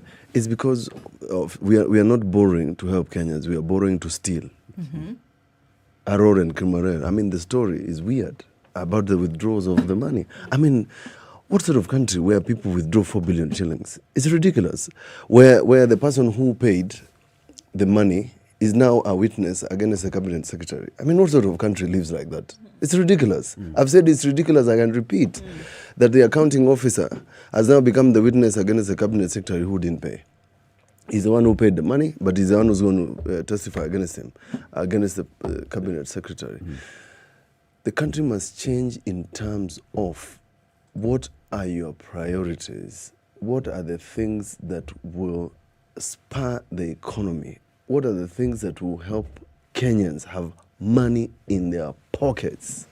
What will make Kenyans move from Kakamega town to Nairobi quickly?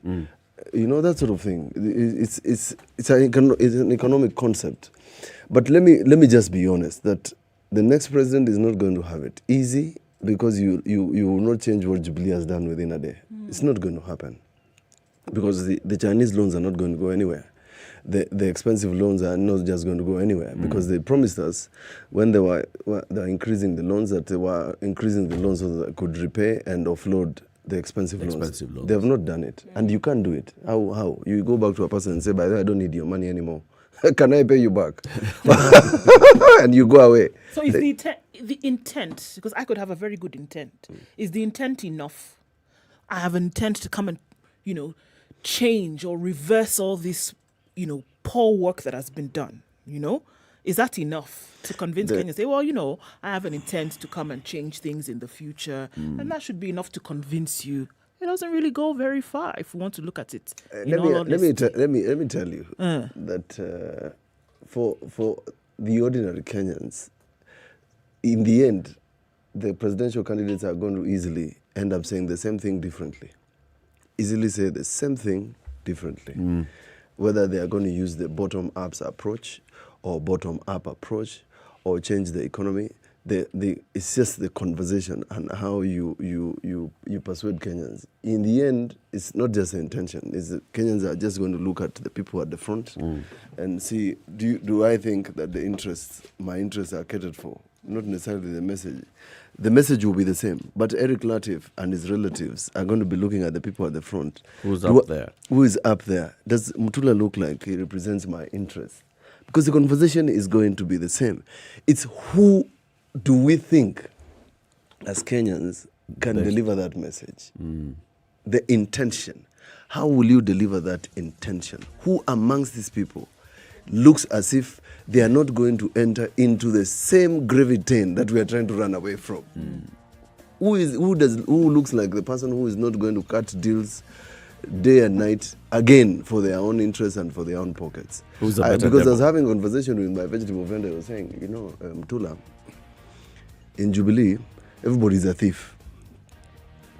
The only problem is one thief keeps to themselves and the other thief gives to us. You know, that sort of conversation. Everybody's a thief. So that's what I'm saying. They're going to analyze us from the perspective, who do you think from the messaging can deliver Kenya to the next level, whatever level it is. Let's take a break on that note. We're having a conversation with Senator Mutula Kilonzo Jr. He's the vice chairperson of WIPA. What's WIPA in full? We keep confusing that. WIPA Democratic Movement. Kenya. Kenya, K. Party. It's movements. 28 minutes Oh, my to goodness. 8 o'clock. Kenya's biggest conversation takes a break. If you'd like to get any of the highlights of the conversation that we're having now or other conversations that we have, you can get them on our social media, SpiceFM KE, YouTube, Facebook, Twitter, or Instagram, or you can also get them on your mobile phone. Just text the letters TSR, the Situation Room, to 22840. That's 22840. Good morning.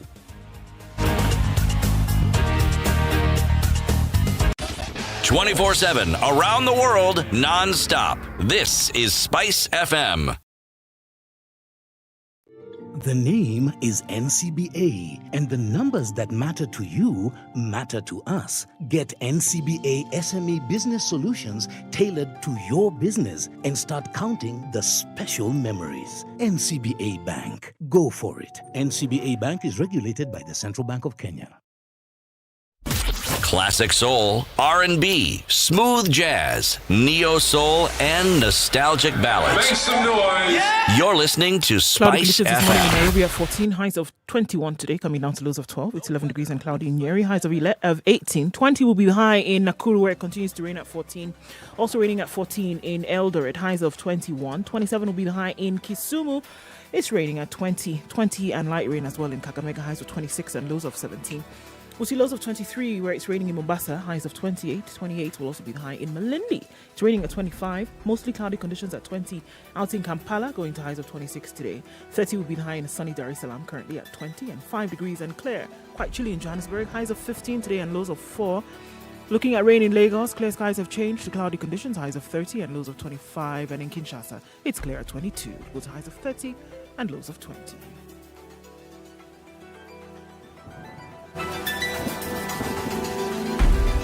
Are you ready? Okay. Spice FM. Right, still some traffic on Mombasa Road today. We're looking also at connecting right at the junction of the Southern Bypass, heading in both directions, coming from the ICD. A little bit of traffic right there at the roundabout, joining with the Likoni interchange, but nothing too crazy right now. Industrial area seems to be jam-packed. Lunga, connecting with Likoni Road and also coming out to Enterprise. Jam-packed this morning within industrial area. We're also seeing red on Langata Road today. It doesn't look pretty at all. Then connecting into Nairobi West out towards Nyayo Stadium, very slow as well. Aerodrome Road, everybody trying to get onto Huru Highway. Looks like it's quite sticky right now. Thika Road, all jam and no butter today, unfortunately. Getting to the Pangani Underpass is a spectator sport, is what we're calling it today. Let's watch out for that, guys. You get stuck somewhere, let us know. Find a good route, let us know as well. SpiceFM KE on Twitter, text on 40127.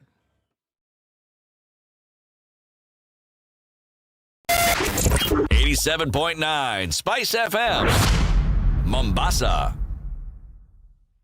Mature, intelligent talk every morning. Spice up yourself.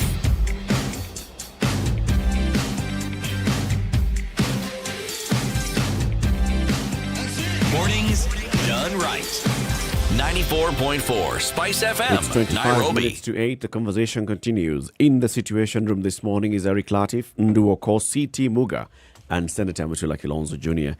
representing the One Kenya Alliance today. So, Senator, as you go into the next election, and you're saying political parties and politicians will be looking at, the voter will be looking at who among these candidates best understands my problem and is most likely to resolve the issues. So, from One Kenya Alliance, if you were to list the top 3, what are the greatest challenges that Kenyans are facing today?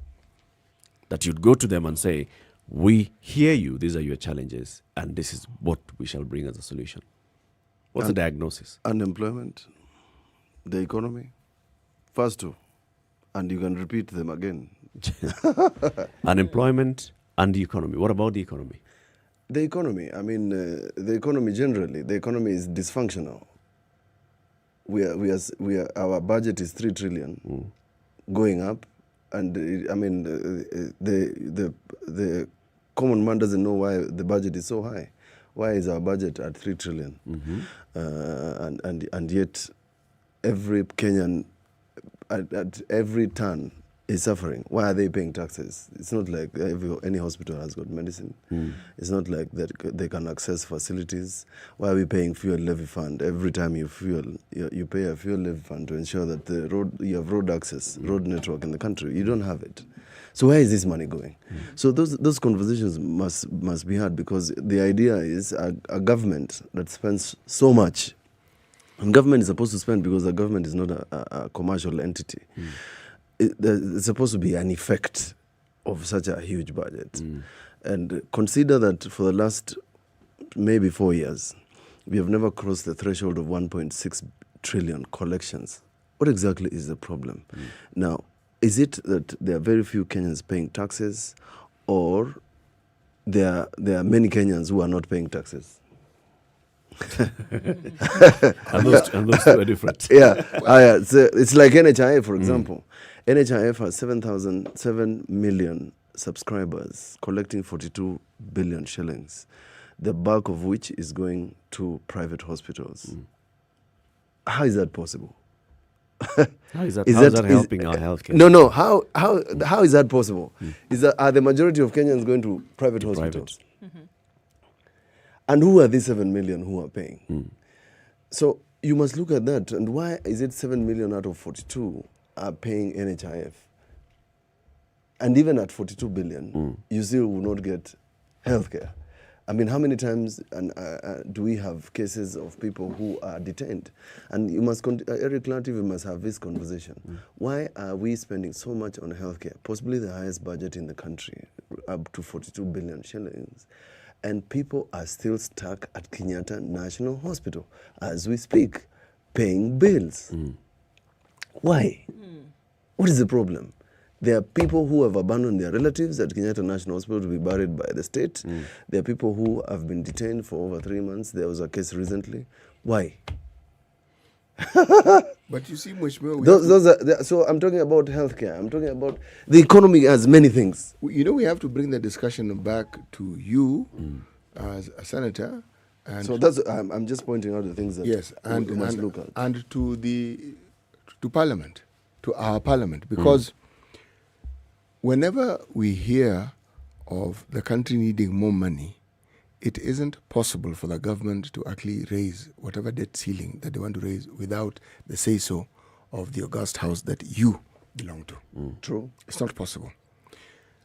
Let me ask this question, because I'm asking it out of ignorance. Just as you have the power to raise it, do you have the power to query and to determine how it is that this money is actually used? And how effectively does Parliament actually query this thing? In the last increase, 7 of us, including myself and 6 other senators, refused the framework for the increase of public debt. And what were we saying? We're saying, whilst we cannot avoid borrowing, we need to ensure that we check what government is borrowing for. So if government has 1, 2, 3 priorities, we want to say this is necessary, this is not necessary. Because the government is signing grants left, right, and center, and our donors are too happy to commit us because we are too happy to sign into things. But who approves this debt? So what is Treasury doing? Treasury goes and says, increase the ceiling for me between 6 to 9, and let me be the judge of what I'm going to do in between. And Parliament approved, and I disagreed, and I still disagree. That if you're going to borrow to do, for example, the Kenol Sagana Road, 84 billion, or you're going to borrow to do the Mau Summit extension, Nakuru Mau Summit. I mean, are we of Kenyans satisfied that that's what you need to do? Do you need to do that road or another road? Do we agree that that's a priority? You agree on the priority. Isn't it much better to complete the Mombasa road first?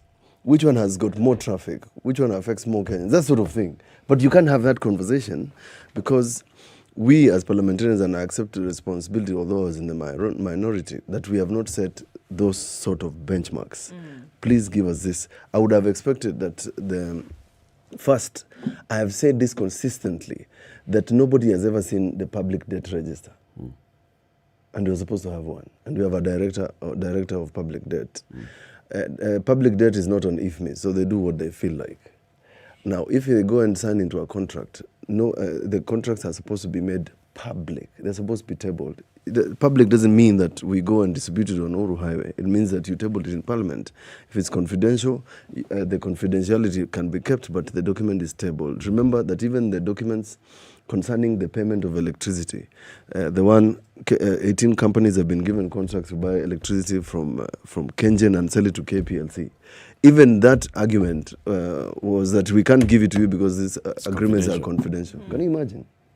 That's what I'm saying. That to some very extent. What's the threshold for confidentiality? I just need to understand. You have a legal background. What, according to the government, can be considered confidential, and what do they consider to be something that can be available to the public? According to government, everything is serikali. That's what serikali meant. The question, in fact, about SGR, and I've said this before, and I've asked this question, and the chairman of transport has made sure that statement disappears into the woodwork. Where is the agreement, 3 agreements on SGR? Because the Auditor General has fingered these 3 agreements to say we have offered collateral of Mombasa Port for SGR. That's one. 2, we have put an arbitration clause that says in the case of disagreement, the seat of justice will be in Beijing in Chinese language. But when we tell them to table, they don't table. The medical leasing equipment, I mean, even to get that document was like extracting a tooth from the cabinet secretary, that sort of thing. So I'm saying as Parliament, we have failed in putting a framework where we check Treasury. Treasury is the 4th arm of government, officially. Let me just tell you. There's judiciary, there's Parliament, there's executive, and then there's Treasury. I feel like we have a shopping list of problems. There's a whole list of problems, and I think that everybody is just wallowing in this pit of these issues. But then are looking... Strong words. Right. But looking for a way to get out. And we're still saying, well, there's a way. Everybody talks about Canaan and, the road to there, whatever. So now, and I'm still here, Mutula, is that with a new political dispensation, are we saying that these problems that are currently dogging Kenyans will be solved in this dispensation?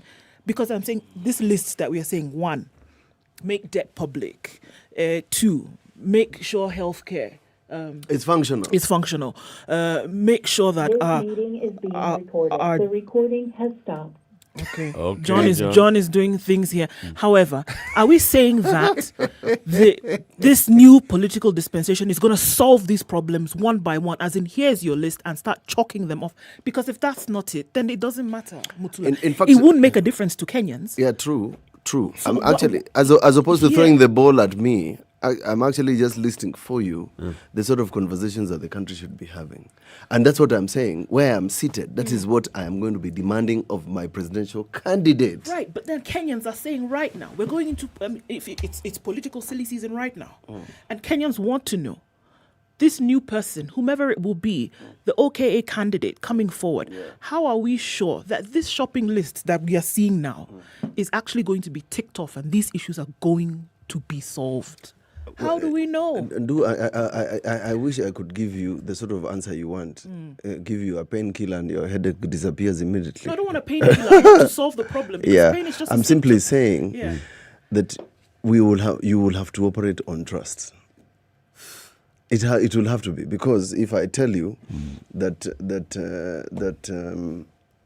if I persuade you, and that's what I said, that it's the formation, is who is at the front. It will just be trust. because all of us will be saying the same thing. Somebody is going to say, I'm going to reduce public debt.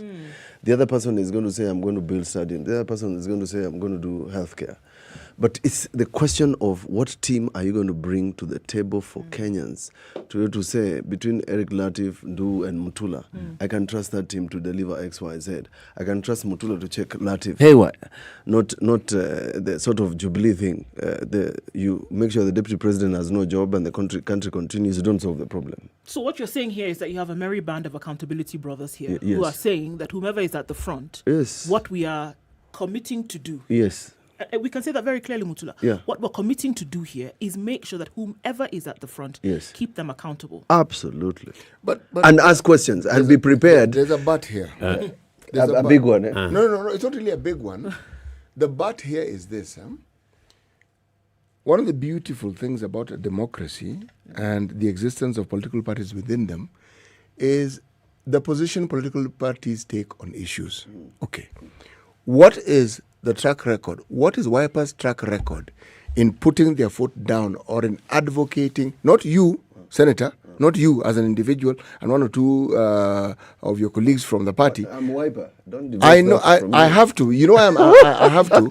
You are not the only Wiper candidate in the Senate. Yeah. Okay? Yeah. I want to know the number of times those who represent Wiper have banded together on strong issues and said the Wiper position on this matter is this. We are not going to, and they've continued and they've persisted. Like Wiper Parliamentary Group has met, yes. And on the issue of budget, the coming budget, and these are our irreducible minimums. And or we are not going to, whatever it is, if you're in this committee, if this is what you guys are going to sanction, then we are not participating in this thing. We'll never sign. What is Wiper's track record when it comes to such matters? You're asking me for a progress report. Yes, of Wiper members. You see, I can't. Your track record, we know. Yeah. Okay. I can't rely on you to represent Wiper, and I know full well that Wiper has other members of parliament. Why can't you trust that when the vice chair speaks, because it is not you who's gunning to be president. In as much as you're supporting the individual who would. No, but I have a platform, and that platform is protected by law. When I'm on the floor of the Senate, let's add you into that list. All right, Senator Mutula Kilonzo Jr. As the vice chairman of Wiper Party, yes, you're the senior most legislator from Wiper. Yes, in the House. In the House. Yes, both houses. Yes. Now, as the senior most leader, vice chairman in the National Assembly and Senate, can you show us positions that Wiper Parliamentary Group has taken and said, on this particular matter, our members in these committees, like City is asking, this is our stand. On this particular matter, on the issue, for example, of debt register that you're saying should be made public. On the issue of accountability and transparency in the details of contracts that have been signed that should be made public, this has been our position. And that position has been so well articulated in the House that even our members, even the speakers know. Same page. When this issue has come up, we have voted consistently no. In Wiper, let me explain how we work. We have parliamentary caucuses. We have the Senate Parliamentary Caucus and we have the National Assembly Parliamentary Caucus. In the case of the Senate Parliamentary Caucus, I'm the senior most. And we have consistently spoken about these issues. You might not get the same critical mass in the National Assembly for the reason that, of course, there are so many. If one speaks out of 27, it's not like 2 out of 5. It's not the same. So you don't get the same traction. But the position taken by us and taken by me as vice chair is a representation of Wiper. It must be understood that the position we have taken is a position of the party. Of course, not necessarily everybody agrees with me, even in my political party. I'm one of those people who don't agree with you. But you don't agree with me that my position is Wiper? No. Yeah. You're a member of Wiper. You are an individual who has been known to take certain positions. Yes. And you've been vocal about it. Yeah. All right? How many times have you taken that position and said, we as the Wiper Party have taken this position? That this is a position of the Wiper Party. How many times? There are 3 senators from Mukambani who are Wiper. Yes. All right? Yes. Now, can we say that those 3 senators always vote the same way? Yes. And they've come out to say that this is a position not of me we voted as a Kitui senator, we voted the same on debt. the three of us. We voted the same on the revenue sharing formula. We voted the same on the what we call the budget policy statement when it comes. Our statements are synchronized. That's what I'm saying. For purposes of the Senate, we have a Senate caucus. For purposes of National Assembly, they have a National Assembly caucus. Now, I might get 10 minutes on the floor of the Senate every day to speak on every topic, 10 minutes. In the National Assembly, you'll be lucky if you get 3 minutes to speak out of the 27. So if one person speaks or two people put their voice onto a subject in the National Assembly is good enough, because they don't get that opportunity like I do. So the reason you get to see me more is because on the floor of the Senate, I have 10 minutes. So unequivocally, when you get up to speak, then what we are supposed to understand, and not just on the floor of the House, wherever you have a platform that you're speaking, it can be assumed then, what you're saying, it can be assumed that that is the position and one that Kenyans should trust. Now, if that is what you're laying down as a foundation, would you then agree to then let's move a step into the future and say, all right, what you are seeking now has been realized. Can Kenyans hold you accountable? Would you say, let's put down these accountability contracts and say, you know what, if we fail to do this for Kenyans 1, 2, 3, then get rid of us? Absolutely. And I've been very, very categorical, both as an individual and even to the principals. I've said these are irreducible minimums. You must, when you go to the public, you must take these irreducible minimums, commit yourself into something, and say, judge us by X, Y, Z. Not large manifestos, 100 pages of too much English. 1, 2, 3, reduce debt, reduce this, do this, commit yourself, performance contracting, and let the Kenyans judge you on those issues. Yeah, I'm by the way, I am very clear about it. Yeah, and I will be, even if they're in government, I will be telling them, this is what you committed to do. You haven't done X, Y, Z. You see, where it is that I am coming from and where I'm going to is this. If indeed, as you say, you've been clear on some of these issues. Yes. The reason why I speak thus is because I wasn't clear that you people were that clear. Why? Because you haven't stated it. Now, if you want to gun for the presidency or for a high seat at the table, and the common mwananchi, I am in the media, and I'm far better informed because my work requires me to be informed. Yes. Don't you see that any effort that you may be making or what you have been doing will not serve your purposes, the purposes that you intend to be served by your positioning as One Kenya Alliance? Because if people don't know what you stand for, and they cannot say, this is what you've stood for, so when you're telling us this is what you're going to do, we agree with you because we've seen you do this. In fact, it's only that I can speak confidently, but ideally, the principals have not come out to speak on these issues because they have not formalized what they're supposed to do. They will come to speak. But I'm simply giving you snippets of conversations we have had with them as a technical team for deliverables. They will come and say this themselves. But you have given them pillars and say, this is a pillar. This is a pillar that is going to change the country. Don't go and criticize the bottoms-up approach or a wheelbarrow without offering an alternative conversation, because that's what remains in the minds of Kenyans.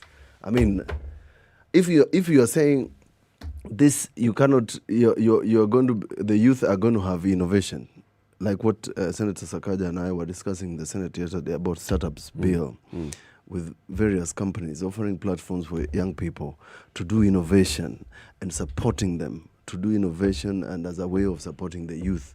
You cannot support youth to do innovation and then give them a wheelbarrow. That's the conversation we want to listen to.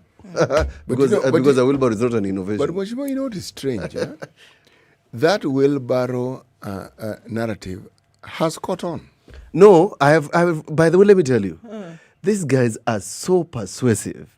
They are just exactly what they are: wolves in wolfskin. They are not pretending they are different. They're not pretending to be sheep, is what you're saying. No, they're just a wolf in wolfskin, and I will tell you as it is. And if people trust a wolf, that tells you about the sheep. Yes. Let me tell you. I mean, you were here, and I was here when Jubilee was running around in red and very nice looking, and persuaded us about doing stadiums. Weren't you persuaded?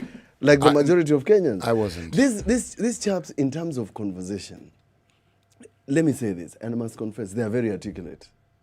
I'm telling you, they can persuade you to sell your grandmother.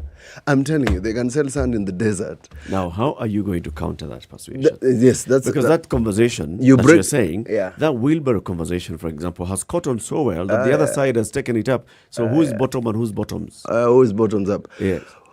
It's so simple. I said you must change the narratives, and you can't change the narrative by criticizing the wheelbarrow. And you can't change the narrative by turning a bottle upside down and saying, okay, what is this? This is bottoms up. Because, a lot of people misunderstood those statements. And now, from what I've read and I've seen in social media, they have drawn all sorts of things, cartoons of donkeys and other things. It's a terrible conversation. So I have my presentation to them, to the OCA principle, is that please have a conversation that Kenyans understand. Make it simple, break it down. It could be that, the simplicity of a wheelbarrow. It's not that the wheelbarrow has carried the day. It's a simplicity of a wheelbarrow that every Kenyan can relate to a wheelbarrow. And every Kenyan can relate to the narrative of a hustler. Because in real sense, and we had this conversation in the Senate yesterday. By the way, a hustle for our young people is, I'm going to... It's what they do. It's what they do, you understand? Yes. So the conversations these people are having is a conversation the young people are sitting somewhere discussing. We're going for, it's a hustle. Yes. I'm going to Tao to cut a deal. That's a hustle. So what they did is to change it to that hustle, that's a hustler. If you go to some places in this country, I was having this conversation, that a hustler is actually a guy. If a person steals, is a hero. If somebody managed to pickpocket 10 people in a matatu today, he's a champion. That guy is a champion. This guy is a hustler. That's a serious people identify with people who can make money. Yes, they do. As somebody who can walk into town, cut a deal, come back, buy a big car, and I'm like, hey, wait a minute, this guy is a real hustler. That's what I'm talking about. That they're having very simplistic conversations with Kenyans, and Kenyans identify with a wheelbarrow and the hustle of calling somebody, hey, by the way, BFF, can you connect me to that deal? It's called a hustle. That's a hustle. Hey.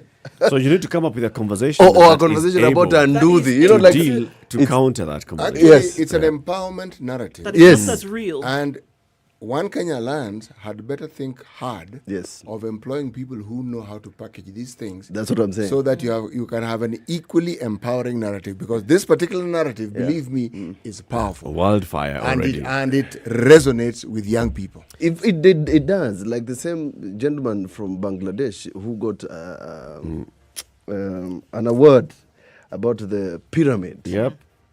The pyramid thing. And it resonated. Senator. Yeah. Time up. Time up. Thank you. Thank you very much, Senator Mutula Kilonzo Jr., me. Makueni Senator, Vice Chairman of WIPA, Democratic Movement not Kenya. Party. Movement. Political party that is now receiving some 70 million out of 87 million that it should have received. But one of the core principles or key principles of the One Kenya Alliance. Asante sana. One of the key principles. Yes. Principles. No, I'm not a principal. Not you. The party. I'm just vice chair of the movement. Yeah. Right? Your movement is part of the critical pillars of the One Kenya Alliance. Yeah. Yeah. Come again soon. Right? Let's continue this conversation. It's called the center bolt. Good morning. It's now 8 a.m.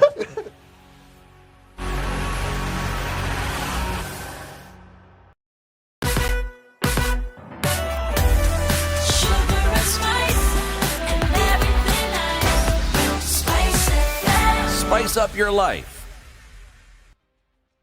The news at the top of the hour on Vibes Radio.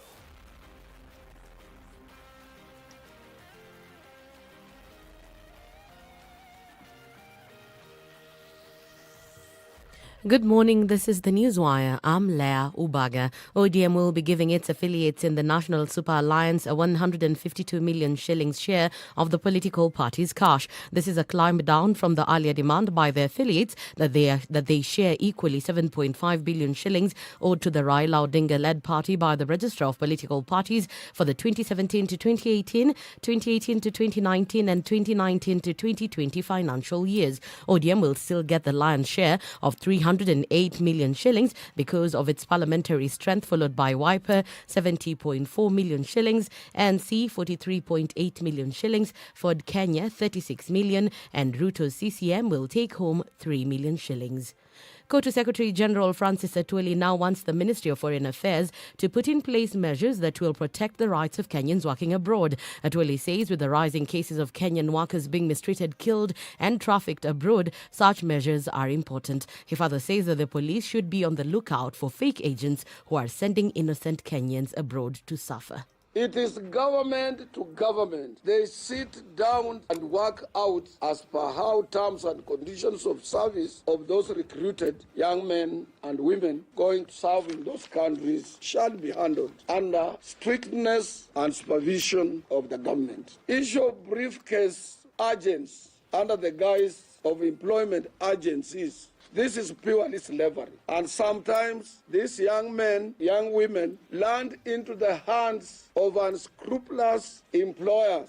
Deputy President William Ruto is set to tour Mount Kenya East as the 2022 election campaigns gather momentum. The DP is expected to market the bottom-up economic model he is promising to use to transform the lives of Kenyans if he forms the next government. On Saturday, he'll begin his campaign in Tharaka Nithi County, where he has lined up a series of activities. And on Sunday, the DP will pitch camp in Embu County, where he'll visit two constituencies, Mbeere South and Runyenjes.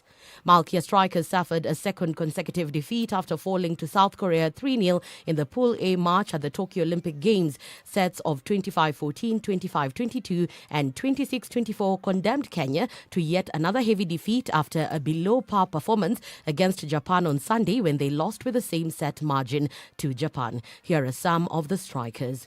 The first set imekuwa na pressure kidogo, but second set and third set tumecheza poa. Ni small two mistakes ndio imefanya tuka lose the second and the third set. So we are going to work on it. I think the next matches we are coming strongly and we are coming to surprise. I think leo attack yangu imekubali kiasi, si vile kama jana vile ilikuwa. Alafu pia backcourt kidogo na blocks. So naweza sema tumeimprove hapo kama generally ka team na pia mimi mwenyewe. That's the Newswire. I'm Leah Ubaga.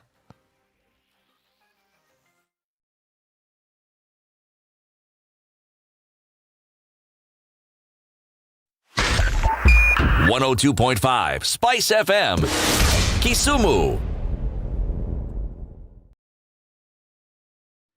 And a lot more of it, especially coming out of Westlands. We're looking at major traffic coming off of James Gishuru as you're trying to connect with Waiyaki Way. Don't forget you can use the Red Hill bypass getting your way into the city. Quite some traffic far back on Mombasa Road today. We're looking at coming from Changombe using the flyover headed then outer ring, the rather North Airport Road. Quite some traffic there as well. Coming towards Imaradima as well. The junction of the Southern Bypass is also quite packed right now. We're seeing major traffic also as you get to the Uhuru High, or rather the Nyayo Stadium roundabout, and also some traffic as you're coming into the city. Thika Road still continues to be a thing right now. Keep an eye on that. Donholm is also a mess. It is traffic hour, it's still in the time. We'll see what it looks like in a short while, but I don't think anything major is happening right now. People still moving along. SpiceFM KE on Twitter, just in case it does get sticky, let us know. SpiceFM KE on Twitter. Text on 40127.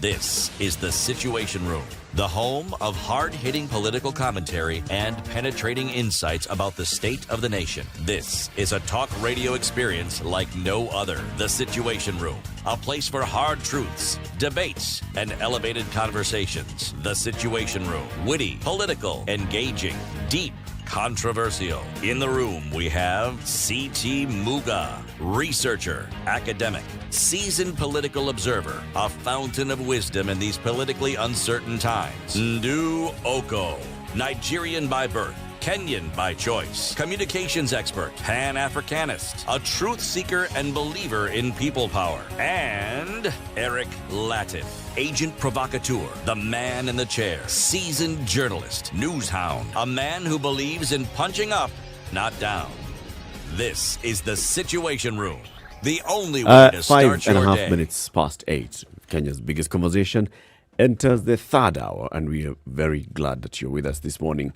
Well, in the room is everybody. That is CT Muga, Eric Latif, and Nduoko. And CT, just like always, has the day's proverb. Okay. This is the version of the proverb as it was written. Okay? According to... Well, this is how I found it. Before clever people started giving me adjustments to what I should at least say. If there were no elephants in the jungle, the buffalo would be a great animal. Okay, Eric, your take on it? Yeah? If there were no elephants in the jungle, the buffalo would be a great animal. Well, we just had somebody who comes from Mboni. And as we know, Mbo is buffalo. And they also have elephants. And they don't have rhinos. Yeah. Of the big five, they have those. So he says, yeah, actually, Mbo is already the biggest animal. So this proverb is from Makueni. Okay. Makueni in Ghana, it's okay. This is a Makueni proverb. Yeah. Borrowed by Ghanaians. Yeah. It is from Ghana. Now, the details that you're providing are useful, but it is from Ghana. Now, everything else, so long as it is from Ghana, you add anything, whatever it is that you see fit, please feel free to add, but it is from Ghana. Okay, Charlie. All right, if you say so. Now, until the 25th of June, Kipra hosted a fantastic conference. And we had, before they started this conference, we had the executive director. Kipra is the Kenya Institute for Public Policy Research and Analysis. They were hosting this conference, their annual conference, and this one was themed Science, Technology and Innovation in Enhancing Delivery of the Big Four Development Agenda. And today we want to look at, so how was the conference? What did it achieve? Remember when we spoke to the executive director, we told her, once this conference is done, because we're talking about innovation, we're talking about promoting innovation in the country, and as a key cog of policy and development of Kenya, you'll come back again and you'll tell us how it went. She's back. Dr. Rose Ngoge, Executive Director of Kipra, joins us now on video call. Good morning, Dr. Good morning. It's good to have you on the show. Thank you. As you've heard today's proverb, it's about elephants and buffaloes. Do you agree that if there was no elephant in the forest, the buffalo would be the what? Biggest? What? Mightiest. The mightiest. Strongest, most powerful. Terry, don't answer that question before pausing a bit. It's a trick question. But now that I've given you the leakage, you can continue. Yes, I think both of them are very important, and they play different roles in the ecosystem. Mm-hmm. That's a very safe answer, Dr. Harry. Well done. Hey. Okay. So the conference took place, Doc, between the 23rd and 25th of June. Yes. Yes. And you brought in various participants, and we had talked about this. You said it's the importance of looking at the role that innovation plays in public policy, in development of a country, science and technology and innovation especially. Now, did it meet your expectations in terms of participation? Did you get the discussions that you wanted to get discussed? Thank you very much for agreeing actually to host me again after holding the conference. And I'll start by saying that really we met our expectations. One of the things that we wanted to see is a diversity of stakeholders participating in the conference so that they can exchange their views and learn from one another. I can say that we had quite a number of participants from government ministries, specific government agencies, private sector, think tanks, academia, and also we had good entertainment during the conference. So that to us was a key achievement as far as the conference objective was concerned. Secondly, we were there to harvest various policy issues that we can relate to various government institutions that deal with them, whether we are talking about issues in ICT, issues in education, issues in security. We were able to gather quite a lot of information, and we have put together a communique that is just about to be signed off, and then we can share that information on the outcomes and the issues that were prioritized by the conference. And then thirdly, we were starting a conversation on SPNI and how we can meet the Vision 2030 objective of intensifying SPNI in the development process, such that it can even support the current agenda of the government, that is the Big Four agenda. So we are going to have a series of policy seminars with various groups from the conference because we realized that we didn't have adequate time to go into depth of some of the issues. So we agreed at the request of the participants that we shall have policy seminars, for example, with the micro and small enterprises, and even in with other innovators, such that we can bring out very clearly those issues that were not brought out during the conference. So I would say in a nutshell that the conference actually achieved its objective, and we have quite a number of areas that probably we thought we knew, but they were brought out very clearly by the stakeholders.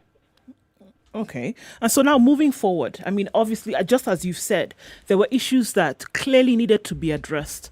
The conference brought together stakeholders that then addressed these issues, and then some of them were brought to the fore. Moving forward, how then are you going to be able to make sure that some of these things either don't crop up again, or that you're then able to manage them going into the future? Yeah, as I've indicated, yes, it's very true that a policy process, in a policy process, you can't say that you can achieve everything by tomorrow. It's a process that you go through. But we have so many things that were brought out. I'll give an example of the micro and small enterprises. One of the things that was brought out by the group that was on micro and small enterprises is that there are several constraints that micro and small enterprises face in terms of technology constraints, in terms of even financial, and in terms of also how they can up their game as far as innovation is concerned, and how to upskill and also reskill themselves such that they are able to adapt very easily when there are changes. Like today we have the COVID-19, and there are several things that have happened. The ability that you can do marketing in a different form, the fact that there are new products that are coming into the market and that you need actually to adjust to, it came out as a key element that we need actually to have a deeper conversation with the micro and small enterprises, because it's very true that the aspect of technology uptake and the level of innovation by the micro and small enterprises is quite low. And as I indicated last time, we have the various government institutions like the Kenya Industrial Estate that was set up not only to give small funds to the micro and small enterprises, but also to help them in terms of deepening their technology, in terms of accessing machinery that probably one micro enterprise cannot actually have. And so as we look forward in the government putting up the industrial parks, that would conglomerate various industries, it will be possible for us now to say it's important to enhance the link between the large enterprises that we may put in those industrial parks with the micro enterprises, so that we do away with the link that has been there between micro enterprises just interacting with the micro enterprises, but then we have a situation where they can build up to a level that they can start standardizing their products and also be able to take up new innovations and also new technology that will be coming from such a large firms. The other element that came up is to do with it's very easy at the moment that we are having this conversation on a Zoom.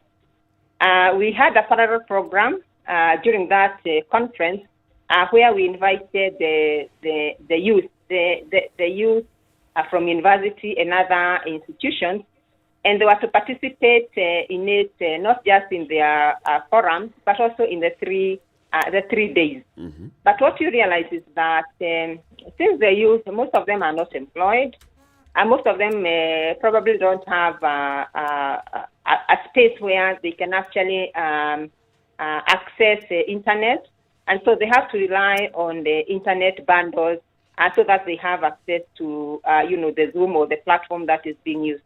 What we realize is that internet access can be constraining because of cost issues, and some youth actually dropped out, not because they had no interest in the conference, but because they could not maintain the cost. So internet cost became one of the elements that was brought out, and it's good actually to focus on it and see how we can make it more affordable, such that in this new era, even where we want to reduce the interaction and also to up our game even in the e-commerce, then it becomes very easy for all of us actually to participate. I know, for example, I'm in government, and we are actually supporting our staff. However little we are doing with internet bundles, because we expect that as they work from home, they are able to network with the office. They are also able to attend meetings. And from the retro that we got even from the conference, it's very clear that internet costs need to be addressed so that we can all have access and be able to network. Another element I also want to bring up, and know it was brought up last time, is on funding. We looked at the concept of funding R&D as key in pushing forward the SCNI in the country. And during the last forum, I indicated that we are actually at about 0.8% of GDP.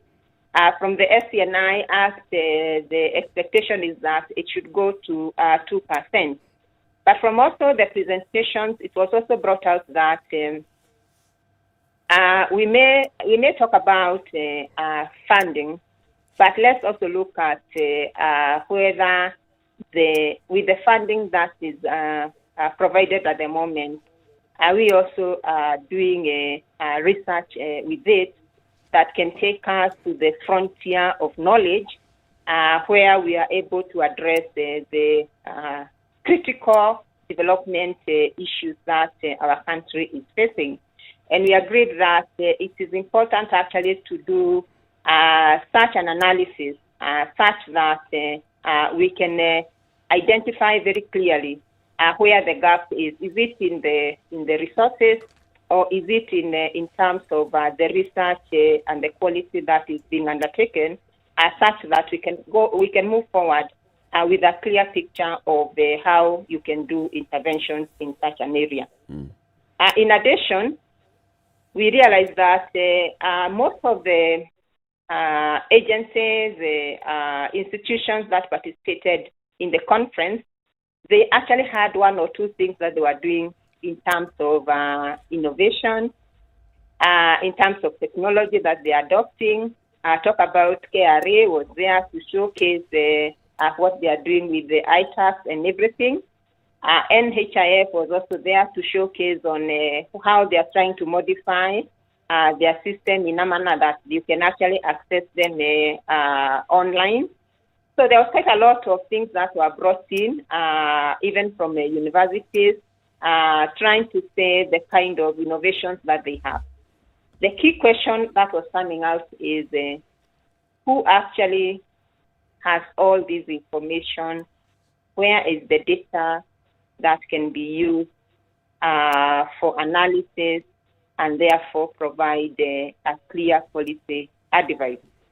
So it was very clear, therefore, from the conference that we need to see how we can pull together data that is SCNI related, whether we are talking about big data, whether we are talking about administrative data, whether we are talking about research data. We need to have sort of a portal where we can all have access to it and be able to provide everybody with information of what exactly is happening. Universities are doing a lot of innovation with their students, but it goes up to there. There is nothing moving on from there to tell us that this is a good idea that can actually even be commercialized. That is it, Daktari. You've actually gotten to the heart of the matter. In fact, yes. I was rather hoping that you'd get there so that I can ask you what I want to ask you. Because, yes, you're talking about a vehicle through which you can move to the next stage or take this idea to its logical conclusion. Let me start with SMEs. SMEs, when you hear of SMEs, nowadays we think of banks. And yet, as you correctly put it, we had an institution like the Kenya KIE. Industrial Estates. Kenya Industrial Estates. Okay? Now, Kenya Industrial Estates, I don't know why we seem to, we let it die. Because if it exists, it's limping at best. Okay? But it had the wherewithal to grow beyond whatever it had. And because it specialized in focusing on what we now refer to as SMEs, it was able to do what it could. And if you went beyond their capacity, there was ICDC, who now would be able to take you to a much larger scale of enterprise and to grow you. And we have many examples in this country of institutions, of businesses, industries that have grown that way. But if you come to research, would you say that we've actually developed a research culture that enables us to go beyond just innovation, but to go to the point where we need to actually put these things into practice? And if we have, what vehicle are we using to do this? Or what vehicles or what institutions are we attaching all these ideas to so that we actually see the end product of these ideas? Yeah, I would say that the government has set up what we call the National Commission for Science, Technology and Innovation, NACOSI. And NACOSI is a government institution that is supposed to oversee all activities on SCNI. It's supposed to have membership of all institutions that are undertaking research. And through that channel, it's therefore supposed to really see from a bad eye view whatever is happening as far as the research in the country is concerned. But you see, when you do research, it doesn't go just there. If you want implementation, if you want to see it moving or making a difference, then it has to find its way to the policy desk. It has to find itself in the policy documents. When we are putting together, say, for example, the development policy, SMEs development policy, all these issues that we have evidenced through research must find their way there. And in one way or another, when, for example, KIPRA is invited to support the government in putting together such documents, this is the time that we actually gather all that is available as far as the research evidence is concerned, so that it can inform adequately the policy process. So I would say that in as much as one would want to look at the research that is being taken at the university level, it is important actually to bring back that intellectual exchange that used to be there between policymakers and universities in such a manner that the research that is also done there is also finds its way to the policies that the government is putting together. But how are we going to do this, Dr. How will we get this done? Because we, as you correctly put it, it needs to be done, but how will we get it done? Yeah, one of the institutions that is supposed to provide a platform for exchange of views between various stakeholders is actually KIPRA. And what we have done so far is that we have tried to create one forum, for example, for think tanks, such that we can have a place to dialogue and see what is it that they are evidencing. Secondly, we have come up with a program that we call KIPRA Mentorship Program for Universities.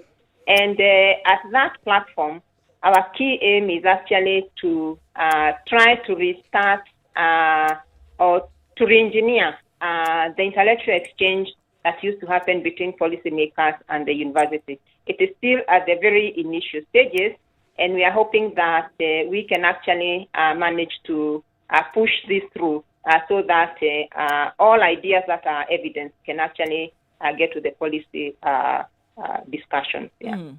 Is implementation a challenge when you look at some of the, I mean, everything that we've spoken about, it looks like at the very crux of the matter is the implementation of these policies that then is what will help you to realize all of these. Is it a challenge? Because along the lines of implementation, in as much as you may have the resources on the human side, funding and things like that, does it pose a challenge presently? And then how would you overcome it if it does? Yeah, policy implementation, it's a challenge. It has its own challenges. First of all, is that we plan, we have big ideas, we have things that we can do with policies, but sometimes funding is not there. So you'll notice that every year when the CS National Treasury is putting together the budget, he tries to prioritize areas that he feels are crucial. And by doing so, it means that there are things that you may not move forward with. We also look for we look for development partners to support the financing of some of those activities, yeah? It's not always that you'll get 100% financing. So in a nutshell, yes, financing is an element. But secondly is how do we perpetuate the implementation of the same ideas? For example, we have the political cycles, yeah? And sometimes when you look at a political cycle, you'll notice that there will always be a priority of every government that comes in, which may actually not be the same as what was the priority before.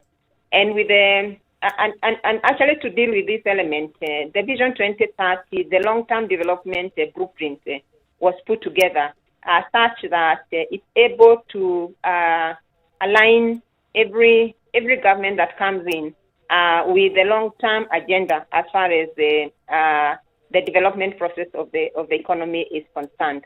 So we may talk about funding, but also the goodwill and also the political agenda and the priorities also play a major role in implementation of various projects and policies.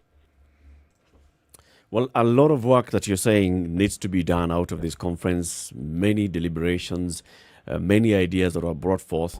So the next steps for you, like you said, the next thing you're going to have is post-conference policy seminars. What else are you going to do to take these lessons and then see to it that you then advise the government on the kind of policy to formulate?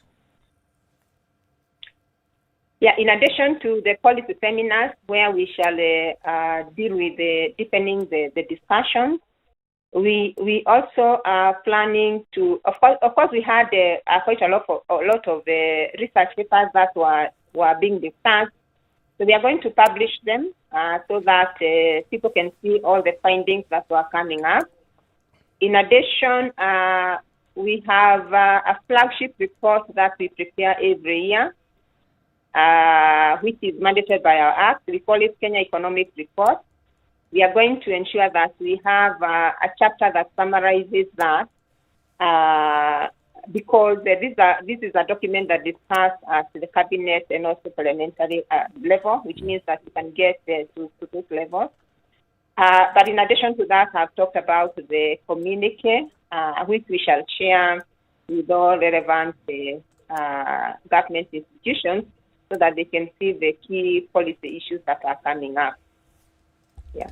Thank you very much, Dr. Ngoge. Dr. Rose Ngoge is the Executive Director of KIPRA, the Kenya Institute for Public Policy Research and Analysis, giving us the lowdown of what they discussed during the past conference and what we expect to see in terms of science, technology and innovation when it comes to policy at government level.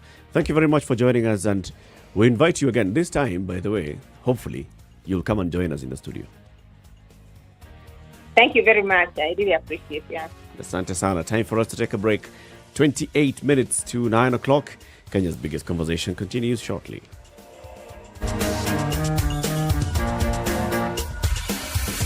This is the Situation Room, the only way to start your day. Spice up your life.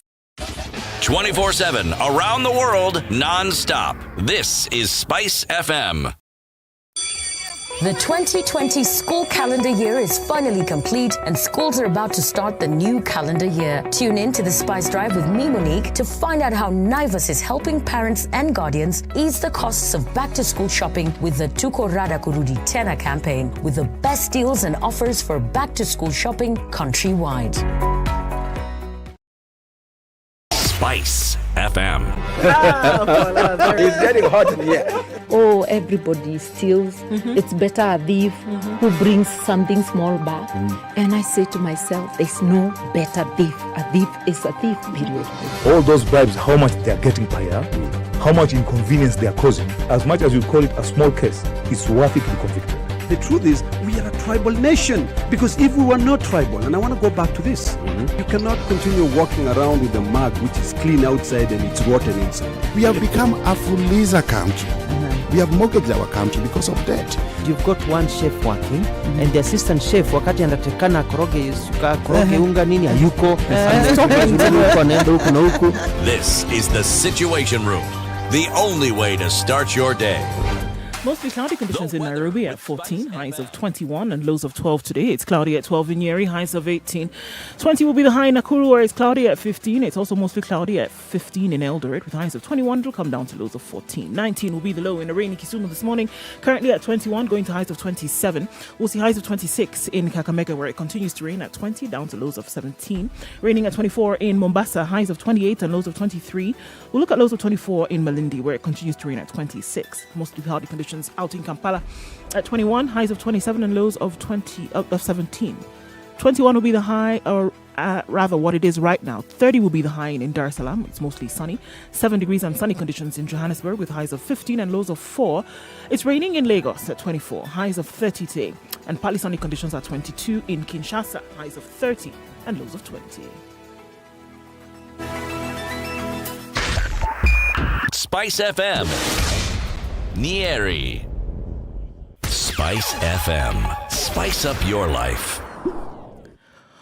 We are in the middle of traffic hour. Mombasa Road is still heavy in and outbound, especially right after Cabanas Junction, heading out bound. We still see some serious traffic there, and it looks like it'll be that way for some time. Langata Road is also packed. We're also looking at traffic along Gong Road, a little bit there around Prestige, coming out towards the City Mortuary roundabout.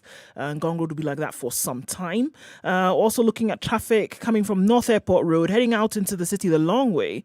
The Eastern Bypass also looks good for now, as does the Southern Bypass. At the junction, however, of Langata Road leading to the city, we have some traffic. Langata Road also then past Wilson Airport to the Timor roundabout, still some traffic. And Pangani is an issue today. Still red till now, guys.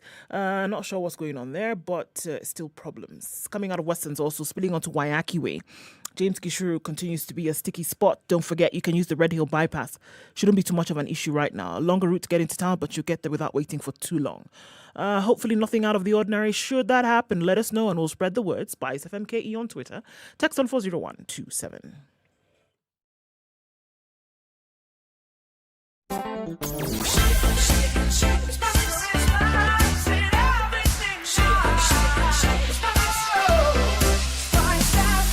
Spice up your life. Mature, intelligent talk every morning. Spice up yourself.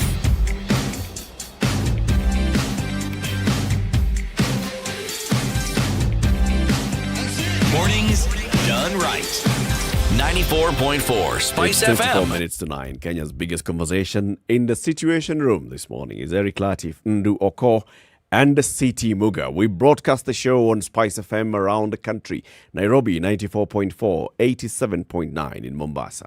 Kisumu 102.5, Nakuru 96.0, 96.7 in Eldoret, 90.9 in Nyeri, and Malindi 97.7. If you can't catch us in any of these frequencies, you can also find us online because we are live streaming the show, audio and visual, on SpiceFM KE, YouTube, on Facebook, and on Twitter. Now, in the 9 o'clock hour, we will look back into what we heard from Wiper Vice Chairman Mutula Kilonzo Jr. about the One Kenya Alliance and then comparing it with the other alliances that are there. Are these 3 horses? Are they 4 horses? Did we get the difference between One Kenya and the other Kenyas or not?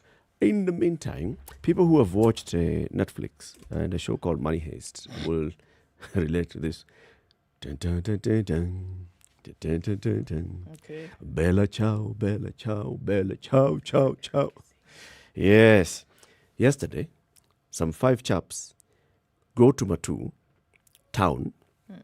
You know where Matu is, Ndu? Yes, I know. Actually, You've been there. I worked in Matu. You worked in Matu. Where is it? Ndu, please. Where's Matu? Give City the directions from here to Matu. Give him the directions from here. Mm. Well, it's County? It's in Machakos County. Okay. Yeah. Mm-hmm. Yeah. Well, so as you give him directions. I told you Machakos. Yeah, and then? So once you get onto Mombasa Road, you go east. My dear, it is not possible to go to Machakos County if you are in Nairobi and not follow that route. Surely. It's possible. No. And not follow that route. You You can can go go through through Thika Thika. You can go through Thika Road, then you pass Yatta. Why would pass I want to Yatta, go to Thika Road pass and here I Ndalani. am in Nairobi? You can Why? then go past Yatta, pass Ndalani. As you pass Ndalani, you get to Matu. You can go. You don't have to use Mombasa Road. The easier one to go to Matu, use that one. Thika Road. Yeah. Thika, right? Go like Pass that. a place called Ngoliba. Now you know I actually worked in that area. Pass Ngoliba, you can get to Yatta. After Yatta, you get to Ndalani. After Ndalani, you climb the hill. You get to Matu Matu town. Ndalas. Okay, now we are in Matu. Yes, we are now in Matu. Carry on. Mm-hmm. So in Matu, not far from Dallas, there's an Equity Bank. This is not Dallas. It's not a play of words on it's Dallas. Dallas. It's in Dallas. Dallas. Matu in Dallas. Okay. There's an NE called Dallas. There's a joint called Dallas in Matu. There's an Equity Bank. So these 5 chaps go to the bank. The bank is guarded by security guards and armed police officers. The thugs disarm the police officers. They go ahead to rob the customers who are inside the banking hall at the time. And they also take money from the bank through the bank teller. And they took off. Police have been looking for the 5-man gang. When is the last time you heard of something like that? An armed robbery at a bank. Of late, Man, it's it been a has while. been issues of using ICT or tunneling into a bank. There was a time that some of these vehicles, the armored cars, Yeah. whose function is to carry monies, there was a time when they were the popular sport, attacking them, and even that story disappeared. We no longer hear of those things anymore. Michuki put security guards from inside the cash in transit vehicle and said you must be escorted in a police officers will Separate be in a vehicle. separate vehicle. That reduced. The last one we had something about cash in transit and ATMs was, and it was attributed to the officers who are responsible for transferring the money and inputting into ATMs, taking off with the money and leaving the boxes elsewhere. This one of armed gangsters storming a bank has been a while since you heard it. Those ones seem to have just walked into the bank, really, very calmly. No one was shot. No one was harmed. I mean, of course, your pocket was harmed. But they seem to know their way around the bank, and they seem to know exactly what they're doing, how they were doing. There's no indication that they were frazzled or they were... Did what they did and then left. Clockwork. They were wind assisted, it would appear. The police officers who were disarmed had some bruises here and there, and they lost their guns, AK-47 rifles, and several rounds of ammunition. And the thugs left. Now, what does that tell you about? Is it a return? You know, we've been talking about, a return of kidnappings. Are we now getting to that point where we're talking about armed bank robberies back? I don't know about Is it a a return one-off? to that. Well, those days of that level of anarchy. But what it does tell me is that these people were professionals. They're people who knew what they were doing. That's why I keep using the word. They seemed calm. They were not people who, and it was well planned. They knew what to do, when to strike, how to go about it. How to escape? Yes, they knew all that. Avoid that was the all drug planned. net of the police. Yes, that was all planned. There's a story on page 3 of the Standard. It's part of what I want to raise. Page 3 of the Standard has a headline, "When crooks plot to get rich quick, but they don't plan how to spend the loot." So yes, success in executing the mission of stealing from whatever, armed robbery or tunneling into a bank and coming out or using ICT to steal. And then once you have the money, you get sort of confused on, so now, how do I use the money quick, fast, and not attract attention of the detectives who are definitely looking for me? And the story is talking about various things. That particular one of the ones who raided an ATM and took off with money. They believed that was their perfect heist. After making away with 72 million shillings from the G4S headquarters along Witu Road and an ATM in Nairobi West, they parted ways with grand plans to spend the cash. In their haste to get away, they carelessly discarded the cash boxes and bags in Thogoto Forest, Kiambu. The items were spotted by somebody, a member of the public, who alerted the police. The suspects, it appears, were part of a security detail deployed to ensure the cash reached its intended destination. A week later, 2 police officers were arrested in Kisii and Kendu Bay. Investigation said they recovered 7 million shillings from those 2 suspects. By the time of the arrest, one of these police officers had acquired a Subaru Forester and was planning to travel to Uganda, where a brand new life awaited. Inside job, police officers told, now they have the money, now they're like, okay, 70 what million? 2. Why didn't he just go and buy the Subaru in Uganda? That's what now the others, Mimi, come on, Mimi. Let me go and steal. I'll cross over into Uganda and buy the Subaru from there. Still, you will be found in Uganda because you don't know. What I'm saying here is, 1, police are to a great extent able to track down a thief. 2, thieves are to a very great extent well organized in planning such heists. Now you, as the member of the public, you are left in the middle. I think that when you look at these rising numbers of crime and things like this that are happening in the country currently, if to say that something needs to be done about it, I do think that the resources are available coming from the police force point of view. I also think that there's, not attention that's being given to solve some of these things, because it would appear as if some of these moves are actually quite silly in how they go about them. But then it also points me that when there's serious crime taking place, then major serious crime taking place, and that we don't see the same action that is applied to some of these things, then I think that's where a major problem lies. That with the same attention, with the resources that are available, with the intelligence that is clearly resident here, why then is not much more applied when it comes to that? Look at this case that we see today of this policewoman who said to have taken her own life. And the details were sketchy here and there, who knows doing what.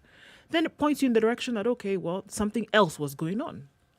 Why isn't it very clear what the intention of the intelligence agencies is in terms of crime? Why do we see some attention in some areas and then a bit of a sketchy job in others? That a much better job can actually be done. Because oftentimes then what you hear is now these stories of cahoots between criminals and the police. Because why should the radar go up and why should questions then be asked? Hold on a minute. Is it possible that the police were actually involved in something like this? So then you ask your question. Can you actually trust the intelligence forces to handle issues of crime in the country? Yes, you can. To what extent? To what degree?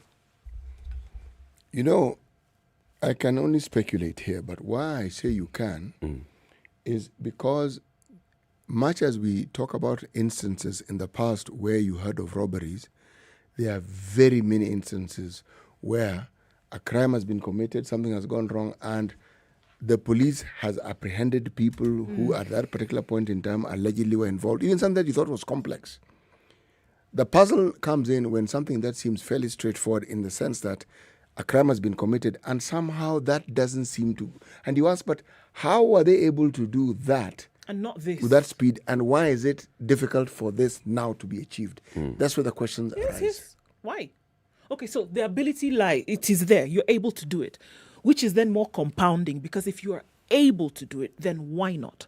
Why are there so many people today who are worried about where their loved ones may be because they could have been kidnapped or they could have been disappeared, or there is a murder that may have taken place? And this intelligence is at their fingertips. It is. They know. They can sniff these things out. That's why they are in intelligence. So then if you see that something can happen with such rapid attention, why can it not happen in others? And this is now where the trust issue comes in. Because you say, okay, well, if this can happen, and more so, if you can be in cahoots with criminals, then how can I... Why, if something happened to me, would I take it to the police? Trust, you will inevitably have some bad apples in a service such as the Kenya Police Service, right? It's a representation of our society.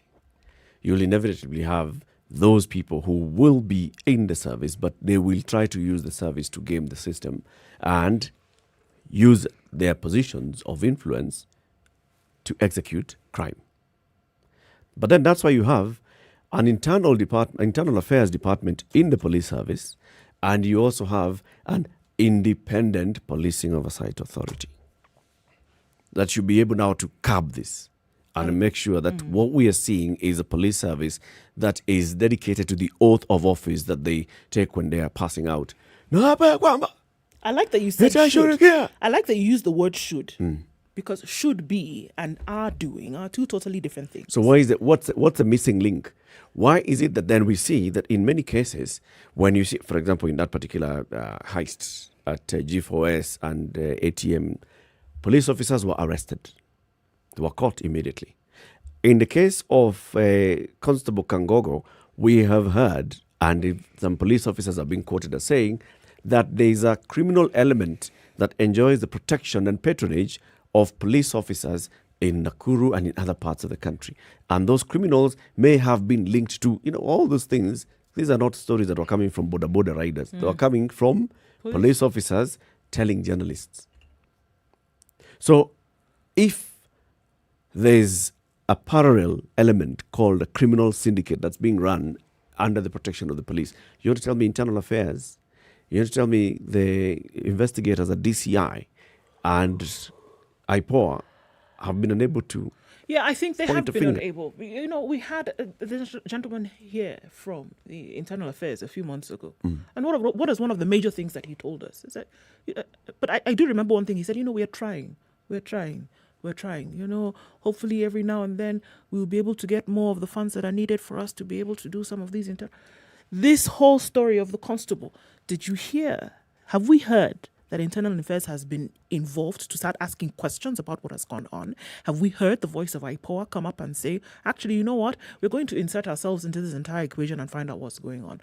I don't think that they have as much power or that they have as much influence within the forces as we would like to hear that they do. Maybe the question that one ought to be asking, or rather the question that I would like to ask is, how deeply set is this rot that we see among our political class, because which compromises everything that they're actually supposed to do, and we see within government circles? How deeply has it infiltrated the police service? That is the question I would ask. Because if it has, then it means this. Everyone who is in a position of authority, be it the police force, be it the government, be it parliament, everybody uses their position to benefit themselves as much as they possibly can. CT, I don't think you can see the depth of the rot. I think it's so far gone. I think it's so deep that you will not be able to see it until you then decided to maybe spend the rest of your days digging out exactly how far it has gone. I think you can see indicators to show you that it really is pretty bad from some of the stories and rumors that you hear, you know, running about. But in terms of the depth, how far it has gone, I don't think you'll ever be able to see it, because I think it is actually very, very bad. Is it visible from space? It might be. You might have to get really, really way on top to see how very bad it is. I had a conversation once with a banker, a very senior banker, and that conversation opened my eyes to something that I had not. It's a perspective I'd never considered. This was the view of this particular individual. They told me, you know, you people look at the political class and you blame them. Then you look at people in government. He said, you know, the real culprit is actually us. And I said, and us is who exactly? Said, those of us who are in business, whether it is commercial, whether it is industrial, asked, why do you blame? He said, it's because we are the ones who actually have the money. That's our business. So we are the ones who introduce this idea. When you want to get something done, you even budget for it and you put the money aside. But in addition to that, we have the ability to ensure that proceeds from any illegal activity is regularized or normalized. He said, we have the ability. He said, so even as you lay blame, please do not look at the legitimate existence of some of these institutions that we have, whether it's banking, whether it's commercial interests, whether it's industrialists. He said, we are the real culprits. Most people don't seem to think so, know so, but we are. So I said, okay, explain this to me with reference to, say, the police service. He said, look, how often do you hear of, you hear of misdeeds in the sectors I have mentioned. Yeah. How often do you hear people in that sector actually getting arrested? Said, you may, but how often? And when they get arrested, how long does that story stay? And do you ever get to hear the end of the story? I thought about it. Said, with government officers, government officials, you do. The story lingers in court. Said, these sectors I have spoken to you about, how long does it last? This is the private sector? Yes. He said, he told me, look, let me explain to you. When something lasts, it means we have a tiff among ourselves and somebody's pushing that agenda. Okay. Now, if I'm to take that thinking and apply it, one, the social welfare of our police force. Remember, you train them, you arm them, you give them power. Okay? Living circumstances, the pay, everything about the police force or the police service, when you look at it and the structure, there's something wrong somewhere. How do you give a group of people that amount of power? You even give them ammunition, and then you put them in a perpetual state of want. Meaning, the things that they would like to do, for instance, take the children to school, there are difficulties. Somebody falls ill, there are difficulties. Why do we hear stories of police officers waking up in the morning and they're told, we don't have this? Says, yes, hold on. Puts on the uniform, goes out, comes back and says, that money that you wanted, here it is. Is it because they have so much money that they just need to go out periodically to augment it? Or is it that sometimes they actually don't have the money and this is how they're going to do it? And why don't they have the money? How much are they paid? All right. How many, in terms of the people who earn money in this country, are they in the middle percentile, in the lower percentile, or in the higher percentile? Lower. A majority of people in this country, CT, earn 35 shillings, 35,000. Not a majority. The middle is a 35 and above. Police officers fall in what category? That category. Eric, if you listen to what I said, they're in the middle percentile. I said, how do you earn. give somebody the amount of power that you give this group of people? With that kind of money. Money, yes. And forget, it's not just the money. Everything about their existence. Their living circumstances. Everything. And then the demand placed on them. And then you set them to be the people who protect the high and the mighty. You put them in positions where they see these very things that we're talking about, commercial elements, businesses, even wrongdoing, they see it. I agree with you to the extent of facilitating the police service, right? That, they are a group of people that is known. They work in a place that is clearly known. They work off a police station. And so it's possible for us to have dealt with their housing, for us to have dealt with, matters of, is there a school nearby? So you keep transferring a police officer from one place to the other. So they're not going to be moving around with their children and their families. So is their education of their children well taken care of? Such things, I'll agree. But on the issue of saying it's because of how much they earn, that's why they get into crime, that I want to disabuse. Right, because I hear because there's so many other people in the country who have a responsibility of their job, regardless of what it is, who are earning less. How do you compare it with what they do? Hang on. Who are earning less, but then don't resort to some of these avenues to get money. It shouldn't be because I earn 7,000, 15,000, 20,000, then I'm going to find my way to get I this should money in a dodgy manner. I should get into corruption. The You cannot use that as justification. You can use everything else. The comparison is erroneous because all these people whom you say, whether they're teachers, whether they're clerks, they don't have the responsibility and the burden of duty that, for example, the police service have. The only example that I could use, which I would think was comparative, is the military. Now they, cushy. Why? They're well taken care of. Yes, they are. They have subsidies for living. Yes. They have subsidies for sustenance. Yes, they do. Yeah. Yes, they do. Okay. Yes, they do. The pay scale is almost in the same level. The others, the facilitation, is what is different. Secondly, they are not out there dealing with civilians. So, for instance, if we say that it's because police and all, traffic police are said to be among the most visibly corrupt. So are they the same as the guy who carries a gun doing night beat every day and is at risk of being clobbered by a thug? Yes. If you're in the police service, if you ask me, in my opinion, the risk is the same. We shall have this conversation to greater detail someday soon. Good morning. This is Kenya's biggest conversation, the Situation Room. So in the next hour, we want to open up the phone lines, 0719-012-600. And our social media platforms, SpiceFM KE, YouTube, Facebook, Twitter, and Instagram. And we want you to tell us, is this One Kenya Alliance a third force?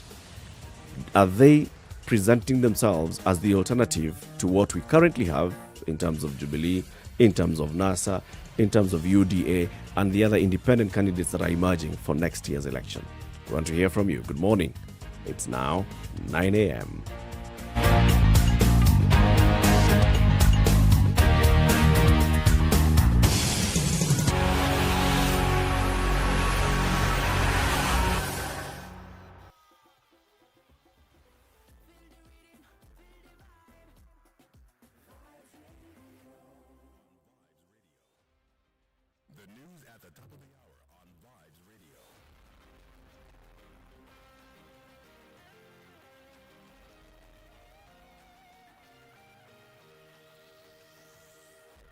Good morning. This is the Newswire. I'm Leah Ubaga. The One Kenya Alliance, led by Wiper leader Kalonzo Musyoka, KANU's Gideon Moi, NC's Musalia Mudavadi, and Ford Kenya's Moses Wetangula will work towards achieving the dreams that NASA and Jubilee failed at during their tenure. Makueni Senator Mtula Kilonzo Jr., while speaking to SpiceFM, says Oka will bring a different conversation than what Kenyans are used to and save them from debt. I actually don't envy even our own candidate who's going to be president, because the conversations are going to be on the economy, because the country is suffering, the country is reeling under debt from Jubilee. So I believe that One Kenya Alliance will bring up a different conversation than the one you have had before. That this man is a thief. If he's president, he's going to steal more. This man is a saint. If he gets there, the country is going to change. You know, the usual conversation. He's not helping the country, has not helped the country, and the country is suffering. Mtula further says that most projects the Jubilee government is finishing up were launched by former President Mwai Kibaki. He, however, says Kibaki gave fair prices to the projects compared to Jubilee, who doubled the budget, subjecting Kenyans to loans. Who was Kibaki's partners? You know, at some point, he took us to China, but when he took us to China, he didn't bring the money bags approach. The money bags is Jubilee entirely. In fact, the loan portfolio of loans that are above 9% is easily the most expensive loans we have had from the Chinese have come after Kibaki. So Kibaki took us to China for good reason. But when this government took over, it doubled the price for everything. More than 400 unclaimed bodies which haven't been identified at the Kenyatta National Hospital mortuary are set to be disposed of. The hospital had issued a 7-day notice to the public to identify and collect the unclaimed bodies. The hospital said the bodies had been lying at the facility funeral home with no next of kin coming forward to claim them. The facility further warned that after the lapse of the deadline, which is today, it would be forced to invoke the Public Health Act and seek authority to dispose the unclaimed bodies. DCI detectives have arrested a university student for allegedly killing his girlfriend. The Mount Kenya University student Innocent Makoha was nabbed after Kiriri Women's University of Science and Technology student Christine Ambani was found dead at a guest room in Githurai with deep stab wounds on the neck. Detectives say upon further looking into the suspect's criminal record, they discovered that he had been previously arrested after he was implicated in the murder of his brother's wife, and their 1-year-old baby, whom he allegedly killed in February by setting their house ablaze. So it raised an alarm to me because she missed exams, and that was such a big deal. So the following day, which was on Wednesday, I went to Githurai, where she stays, to check for her in the house, but she was not there. She had the world under her feet, and she's no more, just 23 years old. And I think that is quite painful. And as a family, it will take us time to heal. So we hope that justice shall prevail at the end of the day. That's the Newswire. I'm Leah Ubaga.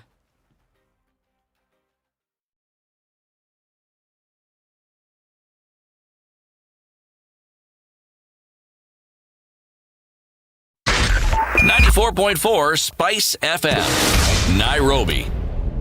Okay, still in the middle of traffic hour is what we're looking at now. Still a little bit of traffic on Mombasa Road. I think that's going to continue for some time. Look, guys, construction things, yes, that can be understood. We're looking at some traffic still on Langata Road and also some on Gong Road as well. What are we looking at here? Why is that? A little bit of traffic at the roundabouts, specifically that of Timor. We're looking at some also headed out towards Valley Road. But apart from that, Jogo Road performed beautifully today. Not too much, then spilling over to Landys Road and then into the CBD. Westlands, however, that's another kettle of fish. We're looking at still some heavy traffic coming off James Gishuru onto Waiyaki Way. We'll keep an eye on that. But apart from that, guys, I think everything is going hunky-dory. SpiceFMKE on Twitter. Just in case, text us on 40127.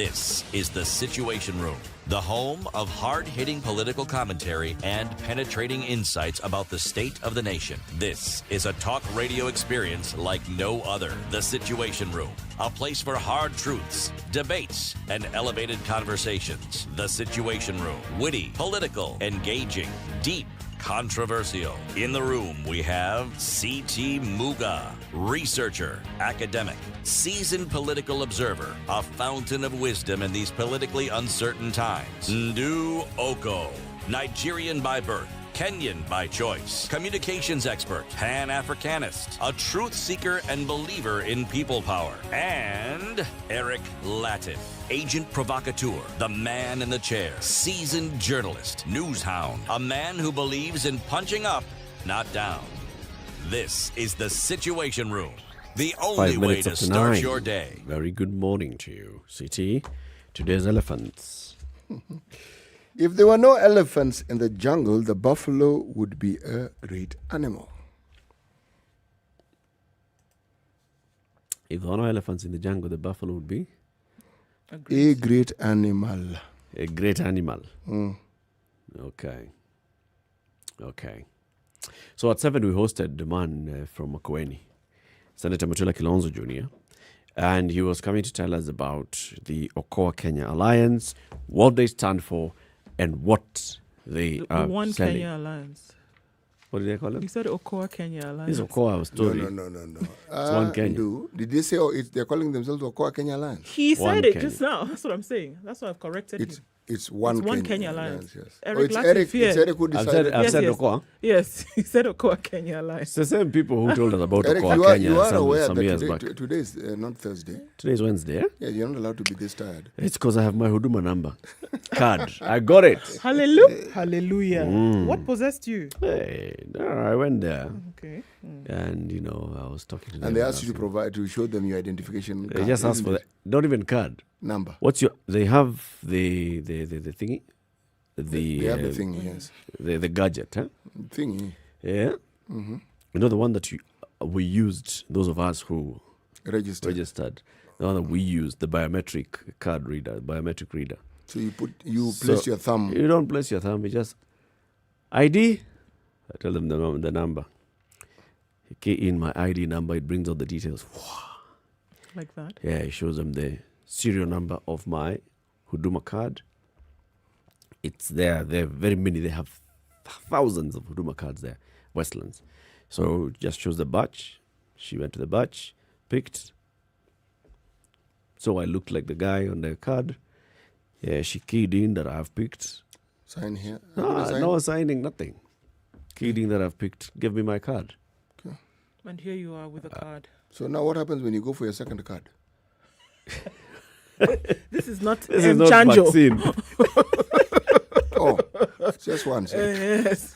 Okay.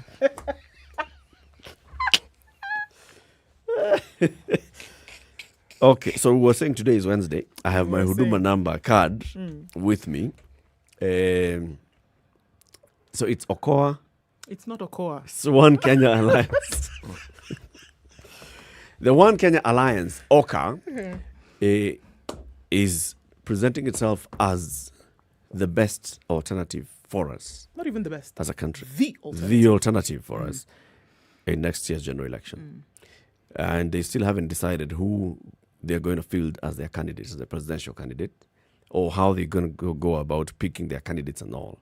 But they're saying we are the ones who are going to bring change to this. And we asked him, so what issues are you going to be dealing with? He said, the biggest issues facing Kenyans today, unemployment and the economy, very many facets of the economy. So, from all the answers that he was giving, did you get the message of One Kenya Alliance? I got a deja vu moment there. We were back 1963. Mm-hmm. We are at independence, and we're discussing the three evils that we must overcome. We are back right there. And to ask the question, did I clearly understand how it is they're going to go about it? Nada. I didn't. I heard him saying exactly the same things that everybody else is saying, without the wheelbarrow and without the hustler narrative. But he was saying exactly what everybody else is saying. He's saying. Yep, exactly. Did you get a difference? Unfortunately, I think that we're still hearing the same music coming out of all of this. Maybe what I heard is that there's a team behind whoever the principals are, whom we still have not, that is ready to keep them accountable. To say that if you don't do these things which you said you would do, then we will make sure that you answer to the people. However, again... That is not new either. No, that's what I'm saying. Again, it is words that we've heard before. It is... it's nothing different, I'm sorry. It's people putting on different shirts, still made of the same material. And I am I think I'm quite worried for the future of this country, politically and governance-wise, whereby the people who seem to have the position to go to lead in the future are still preaching the same message. The same thing. What I got from Mutula was some sense of brutal honesty. That we actually don't know. He said, look, all those other stories, it's about formations of the voting blocks. Okay? This is about formation of the voting blocks because we have seen this is the voting patterns and the formation of blocks. What we are doing is we are forming a formidable voting block, trying to galvanize blocks. Number two, he said, when the rubber meets the road and we start going around the country, all of us are going to come to you with the same message. All of us will tell you vijana wapate nafasi za ajira. All of us will tell you about unemployment, about youth, about opportunities, about economy, about how much this government has borrowed. Everybody, even Ruto, will be telling us about how much this government has borrowed, and we don't know where, and we need to manage our borrowing. He said, we're all going to come to you with the same message. The thing that the voter will be looking out for, in the end, is I can see the three of you. Whom do I trust more? Damu yangu inapenda nani? Damu yangu inasikizana na nani? So what I heard by there from Mutila was, look. It's about who has that position. Look, you voters, we know how you are going to judge. You're going to judge with who best represents my interests. And interest here is from tribal grouping, from whatever kind of grouping. Who best represents my interest? That's how you're going to make your decision. And we will come to you with all these messages, but we know the bottom line, that is how you're going to make your decision. So we are a formidable force because we are trying to galvanize people who have those interests. But my question is, again, what is new about that? Nothing. We do know that, first of all, Wiper is a Kamba party, okay? All right? Ford, Kenya, and Amani, Luya parties. KANU, hodgepodge. National Party. National with remnants everywhere, yes. ODM predominantly a Luo party with a regional representation in the former Nyanza. Coast predominantly a leading party. Western Kenya, it's a strong party. So you could say national leaning, okay? But the problem here is if you look at the numbers, ODM has 94 members of parliament, National Assembly, all right? You're looking at Wiper, 27. All right? You're looking at ANC. Is it 14? You're looking at Ford people, 7. Kenya. Ford Kenya. Did I say Ford people? You did. For Ford Kenya. Not Kenya people, Ford Kenya. Okay? Now, all I'm saying is, if you look at the NASA family, and you leave ODM aside, the other members of NASA plus CCM have a total of something like 61, 62 members of parliament. Now, I'm asking the question. If you look at the representation that they themselves present, with this narrative of we're going to do the same thing, they are already starting from a position of a disadvantage. KANU has the advantage. KANU at least is known nationally. Wiper is cordoned into that region where they say they have the predominant number. Okay? So, the question is, the only party right now that seems to be claiming to have a huge say beyond these traditional parties seems to be UDA. They are the ones who seem to have a following. Note, okay? In Deputy President Ruto's backyard. They are doing something that somebody like Sonko managed to do. Get a youthful group of people who don't necessarily align themselves to one community, seemingly supporting them. Now, that is what is new in this whole action, this whole activity that we're talking about.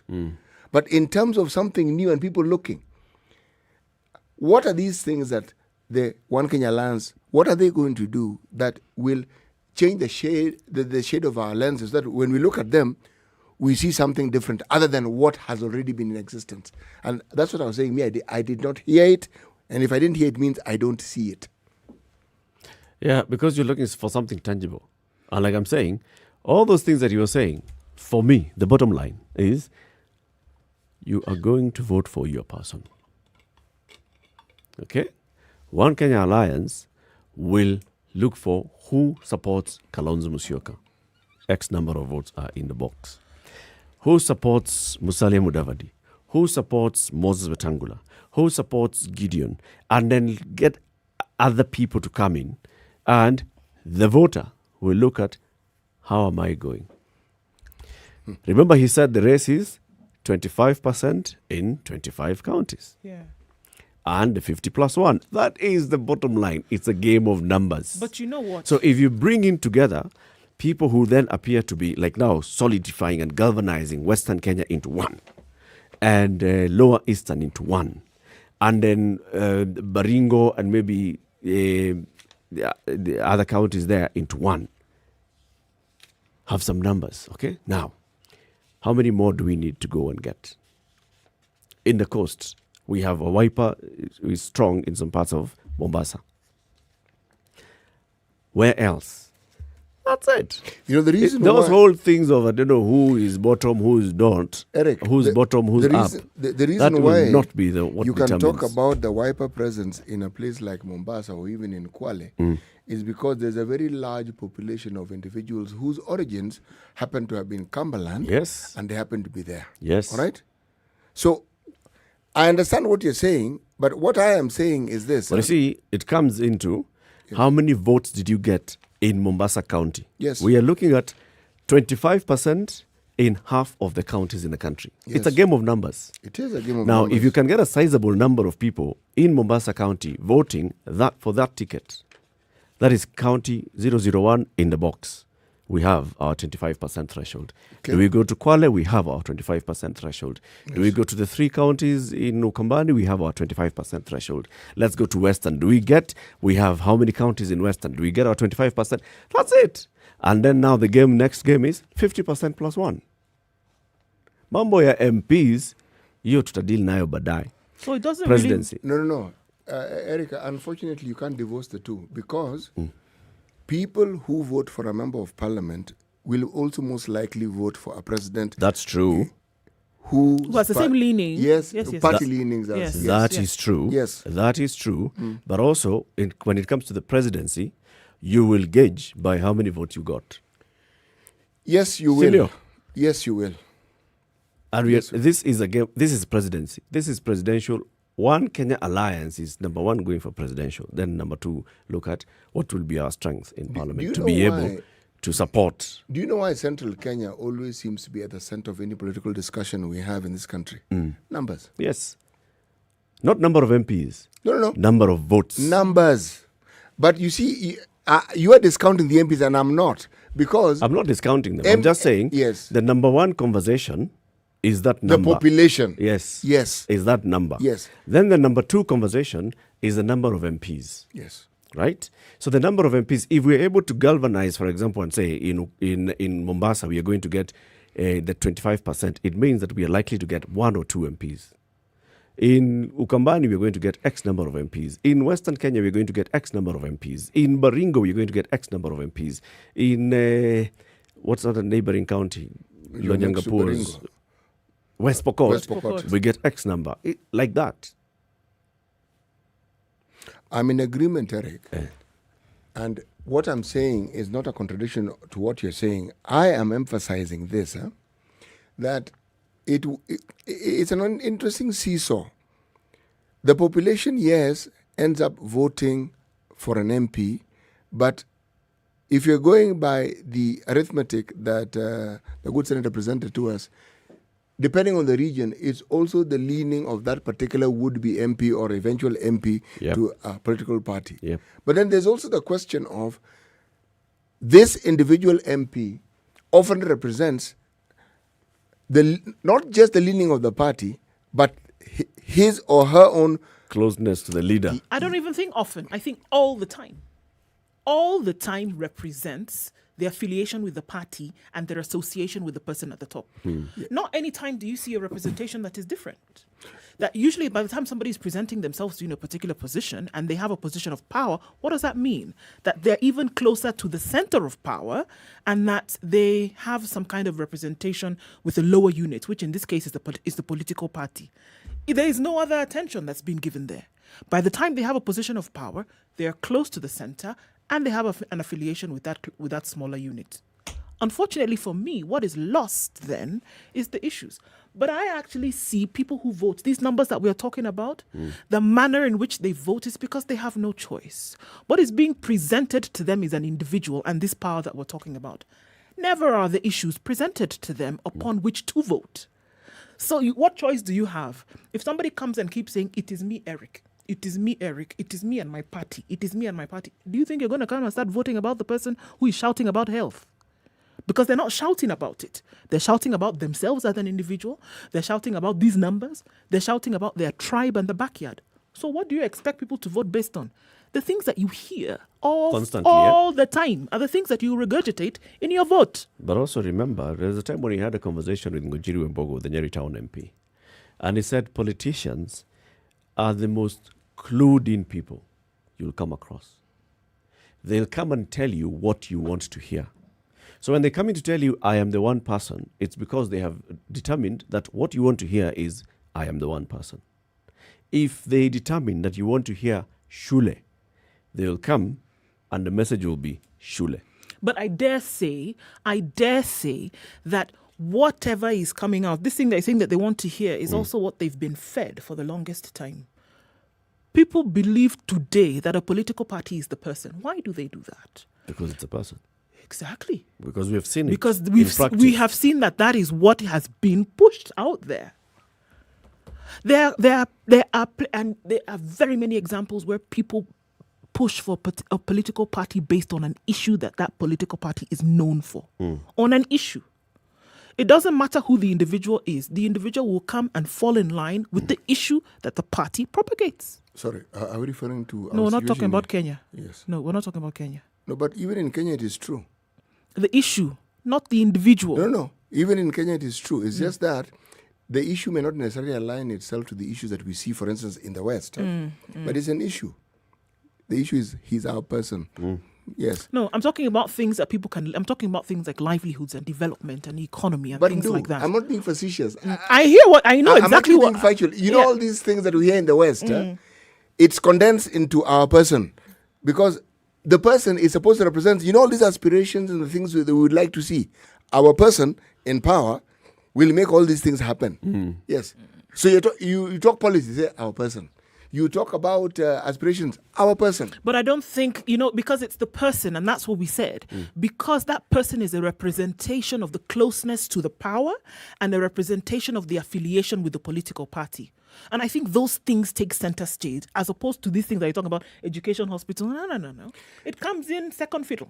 It plays second fiddle to what they see as because power. Everybody, you see, because the politician is clued in, everybody then will come to you with what your problem is. That diagnosis that we're asking Mutula. Ask this of William Ruto. He'll tell you the problem in Kenya is same. Things. Raila, same things. We had Ruben Kigame here. Same. All of them understand this is the problem. So they'll come to you with the same. Shida yenu hapa tunajua ni vijana hawana kazi, ni mashule, ni shida yenu hapa. That guy will leave. The next one will come. Now, you as a voter, the voter is going to look at damu yangu imependezwa na... That's it. That's what I'm saying. And that's what Mutula was saying. It will be the issue of trust. Which of these characters do you trust more to represent you on those issues? Eric, because none of them actually came is it and, really and is said, it really a trust issue? Is it really? I mean, trust plays a role in it, but our affiliations, you see, he has my interest at heart. It's trust. It is true. There are people who've actually represented that element of trust for the longest time, but unfortunately, it hasn't been for the things that we are calling development issues. It has been, for instance, calling out. If you look at Raila Odinga, the trust factor that he has represented for the longest time is the voice that will tell off the government when the government needs to be told off and say, this is not something that we are going to stand for and we are going to stand against it. Okay? That's the trust factor. Now, you want to convert that trust factor and say, this is the individual who, when he is in power, he will be able to do all these things. Before President Kibaki came into power and did what he did, if you had asked the question, do you really think this man is able to do A, B, C, D for the country? There would have been, in my mind, ambiguity, because many people who perhaps would be listening to that message were probably not in a position to have seen what the man did in the earlier years when he was Minister for Finance and what he stood for, or even understood that perhaps in the government when he was Minister for Finance, say for instance in the Jomo Kenyatta government, Jomo Kenyatta actually allowed his ministers to do their jobs. You didn't have to keep referring to him to do your job. You had a job, you do it. Now, why am I saying this? If you look at my people, my person policy, I'm calling it a policy because in essence it represents a policy, then the question I would ask Ndu is, what is it that the would-be political aspirants for the highest office in the land be presenting that would actually make them or their message a believable message in that they would deliver? Or is that, as Eric puts it, it's not really necessary for you to be believable. It's just that people feel we like this person. We like the way he's saying what he's saying, and we think that he's okay. Not necessarily that he will deliver. No. We think he is okay. And the person who represents that thinking for me was the immediate former governor of Nairobi. Songo. That man was popular. Genuinely popular among this same age set, socioeconomic group that we keep talking about as being the largest in the country, because they are. He was popular, and he's the one man who traversed this tribal issue. With that man, it didn't matter. He was voted for across the board, irrespective of where people came from. By the time you are the governor and the votes that you are getting are in terms of numbers, the third largest. President, his main challenger, and then you. It says something. It says something. Yes, it does. Also about the number of voters in that county. Irongo Amos, Mwalimu, good morning. Good morning, gentlemen and one lady. Good morning to you. Well, I'm fine. I want to say this. As Eric has rightly put it, Kilonzo Mutula was obviously very open when he told us that there is nothing much that is coming as a new thing. He said, what it matters now, whom are you going to vote? I remember last week, I spoke on your show and said that a number of hyenas will present themselves, and it is up to the voter to choose which hyena to vote for. These guys are the same as you have rightly put it. In fact, you people canvass this issue so well that sometimes you feel like not going to class. Let me say this. I'm being sincere. The only problem with whatever they're calling it, the OCA, is that as we draw near to the elections, most of them are going to run back either to Raila or to UDA. So they will not stay in OCA? They will not, because let me ask you, they are calling them, they want to call themselves principles of OCA. Like now, Wetangula is a principle of what? OCA. You know, what are his coalitions? I mean, how many people if we went out today to seek election, how many votes would he get? In fact, I'm trying to avoid talking about issues because the time between now and elections, we may not convince Kenyans to look at issues. What is remaining now is to convince them on which agenda to vote for. You are talking about Gideon Moi. Apart from his father's name, honestly, on this broad daylight, how many votes can he get against William Ruto in the Rift Valley? Why Rift Valley? In Rift Valley, we don't get anything. That place is now Uda. But he is senator. Surely he got votes to be senator. And there are several Kanu MPs. City. Yes. When it comes to the national elections now, let him even, in fact, it would be a tall order for him even to be elected as a senator, I'm telling you. So, Mwalimu, apart from being a very astute commentator and understanding, I see that you've diverted. You now want to become a prophet. I'm not becoming a prophet, but I'm trying to tell you what's likely to happen tomorrow. So let me finish by saying this, gentlemen and one lady. Yes, Mwalimu. That if they try those tricks of Oka, Ruto will run over them and they will do nothing about it. It's either Ruto or Raila. And if you heard what Kalonzo was saying, he was saying that even ODM is welcome here. Maybe they are quoting something to do with a coalition with ODM. That's Oka. Okay. So let us not feel that it's another force. It's not. Those are not principles. Principles of what? Thank you, Mwalimu. Ed, good morning as we take this break. Morning, guys. How are you doing? Fine, thank good you. to have you back, too. Asante. Now, here's the thing, I don't think that there's any coalition. I think they are forming coalitions or alliances based on political future. So, you as a voter, trusting that there's the One Kenya Alliance, whatever, the one that is going to bring you some better future, my friend, you're going to be wrong. You're going to be wrong because, let me tell you this, Bona Erica, the problem is, as I told you some time back, we have politicians, they don't have leaders. And all they think is what to party hii kiti, ninyakue yangu ile na nyakua. And actually, look at this. Now, for example, what Mwalimu was saying earlier, that earlier caller, what he was saying earlier, okay, his point was that some politicians are currently in their current positions based on family names and not based on their CV or their performance, which for me, I agree. So if we would go by performance, I don't think even the incumbent leaders right now will even get re-elected. I think maybe chairman, cowshed or what do we call it? Cowdy. Yes, that one. Ed, thank you. Have a good one. Asante sana. 0719-012-600 is Oka.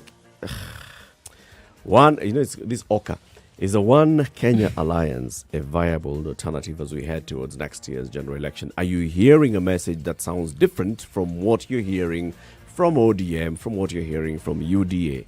As we head into next year's election, as they are coalescing, as they are forming this alliance, are you seeing the difference? What distinguishes them and the others? And then also the other candidates that are out there in the field. Good morning. Let's take a break. See the weather and traffic.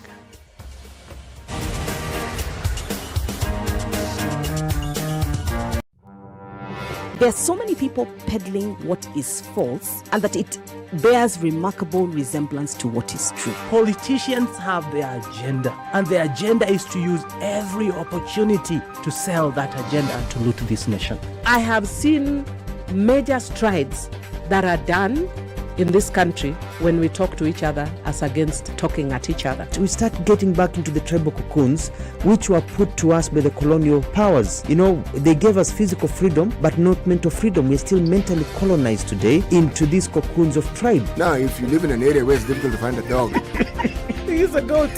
I kid you not. In which part of this country is it difficult to find a dog? So that you resort. Nafandi hii umbo yako iko na pembe. Hii ni umba special. This is the Situation Room, the only way to start your day. The weather with Spice FM. All right. Cloudy conditions continue in Nairobi this morning. Highs of 21 and lows of 12. Cloudy at 12 in Nyeri. Highs of 18. We'll see highs of 20 in Nakuru. It's cloudy at 16 and mostly cloudy at 16 in Eldoret. It'll go to highs of 21 and lows of 14. Light rain at 22 in Kisumu. Highs of 27 and lows of 19. It continues to rain in Kakamega at 22. Highs of 26. 28 will be the high in a rainy Mombasa still at 26. 27 degrees and rain showers in Malindi. Highs of 28.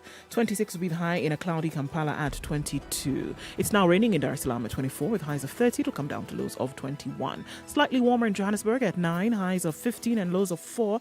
It's also raining in Lagos at 24, highs of 30. 30 will be the high in a mostly cloudy Kinshasa. All right, looking out east, it continues to rain in Beijing at 28. We'll just see highs of coming back down to lows of 27. 24 will be the high in Paris, where it's sunny at 16. It's cloudy at 17 in London, highs of 21 and lows of 14. And coming early into Wednesday morning in New York, it's raining at 23. We'll see highs of 27 and lows of 21.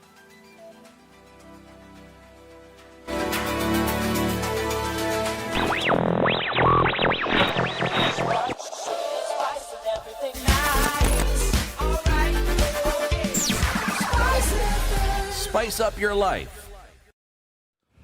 All right, looks like Mombasa Road is going to be that one for today. North Airport Road is quite packed. The construction took place and, expanding the road some. So that has meant that movement has been curtailed. So we're seeing heavy traffic trying to connect to and from North Airport Road, coming past the Imara Daima, going then towards the Cabanas Junction. So that looks pretty messy this morning. It looks like it's going to take some time to get out of this one. Still looking at traffic along Uhuru Highway, and it has reduced some on Langata Road, so not too bad right now. Makadara Jogo Road seems to be building up now. It was behaving well all morning, but it looks like as we get out, we're still getting into traffic. So those are the trouble spots. Apart from that, looks good. Out of traffic hour now.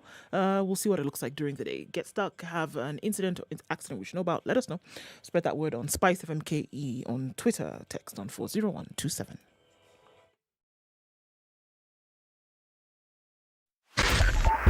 .5 Spice FM, Kisumu.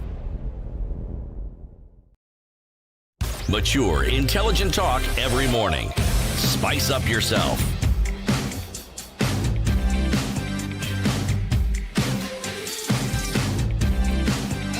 Mornings done right. 94. So One Kenya Alliance, UDA, ODM, whatever Kenya Alliance comes next, other presidential contenders like Reuben Kigame, what do you hear that is different with the One Kenya Alliance? We had one of the leaders of the alliance, Wiper Vice Chairman Senator Mutula Kilonzo Jr. in the show this morning, and he said that what they want to offer is a difference. I wrote here one of the things that he said. You can't keep doing the same thing and expect different results. So the reason why they're changing is because they have seen they've done the same thing in the last. So they're changing now to say, no, we want to do things slightly differently. But Eric, my point is they're not changing.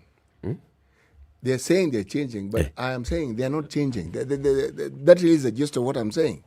Because the only fundamental that one could argue is different is what you stated as him being honest and saying, folks, this is really it. And that's why I asked the question, okay, the 8 we've gotten, how do you propose to ensure that you operationalize this so that it gets to where you want to go? Yes. The game plan. Yes, because Western Kenya is divided between ANC, Ford Kenya, ODM. New Ford Kenya, ODM, Jubilee. and Jubilee. So, and now UDA has come in. Okay. Moses in Nairobi, good morning. Yes. Good morning. I'm happy to take part in this conversation today. Yes. Okay. From my point of view, the problem in Kenya is very simple, but also extremely complicated at the same time. You need an economic solution to an economic problem, not a political solution. If I'm to form a manifesto today, which none of the clowns, I can call them clowns, who are aspiring to be president, I'll need to form a proper, let me say, quote-unquote, business plan for this country. Not only a 5-year plan, a 10-year plan, a 15-year plan. I'll need to use principles of economics, behavioral economics, empirical calculations. I need to use math. I need to use science. I need to use technology, engineering, mathematics to solve the problem in Kenya. The problem in Kenya will not be solved by people coming up with imaginary bridges to an imaginary initiative that is fact unconstitutional. But then, Kenya Moses, every day really breaks my heart. Yes. When you come up with that very good plan of yours, Yes.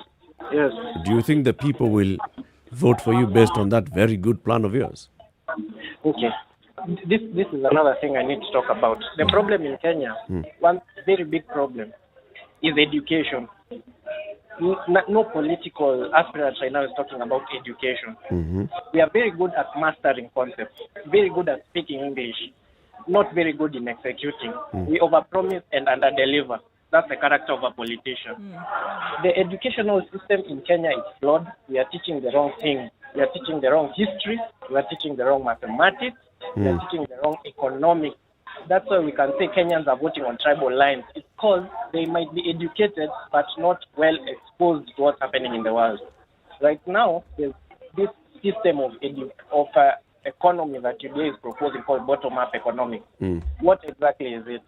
Which mathematical calculations have they used? You know, root of things, after 2022, will be given a blank check to run this country. There'll be laws that will be maturing at that time. So, for you to bring money to the people who are allegedly at the bottom, quote unquote, I use that word very lightly, will they be loans? If they'll be loans, who will guarantee these loans? Will it be the government? Which law will be implemented to make sure this takes place? You see, the problems in Kenya, someone needs to come to us and show us how science is going to help us solve our problems, not religion, not tribalism. We need science. Science is what will help us. Thank you, Moses. Yeah. Asante sana. Tijin, good morning. Hello, Tijin. Hello, good morning, Eric. Good morning. Good morning, Siti and Ndu. Good morning, Tijin. Morning, sir. How are you? I'm fine. So, are you hearing a message of alternatives? Rather, guys who have solution or pretend to have solutions. But the problem of this kind, there are no solutions. So it's like you people are looking for did problems. you say there are no solutions? Solutions. Why do you say there are no solutions so strong? There are no solutions so strongly. Now, what have they contributed to where we are today? We are still in a problem. This country is still in a quagmire, and still we have so many issues that are not right in this country. As I've been part of this country sometime before, so they have contributed to where we are. To me, it's a problem. There are no solution. So they are, what you mean? So I understand you to be saying they have not provided any solutions. Yes. I see. Okay. They are call them one Kingpin Alliance, not even one Kenya Alliance. Who is Kenya there? It's one Kingpin Alliance, and groups of people want to create their own way up there. You see? Who's the kingpin? Whoever Kalonzo calling himself Kingpin of Ukambani, and Mudavadi and Otambula trying to be Kingpin of Western, and Gideon is also given a room to be Kingpin of Rift Valley. You see, this is a combination of some Kingpins who want to be up there. They are stuck somewhere, you see, but they are not at the stage where we are as citizens. Because I'm telling you, I'm the solution. Leave those people. Those are not the solution. They know what you're going through, but they don't understand it.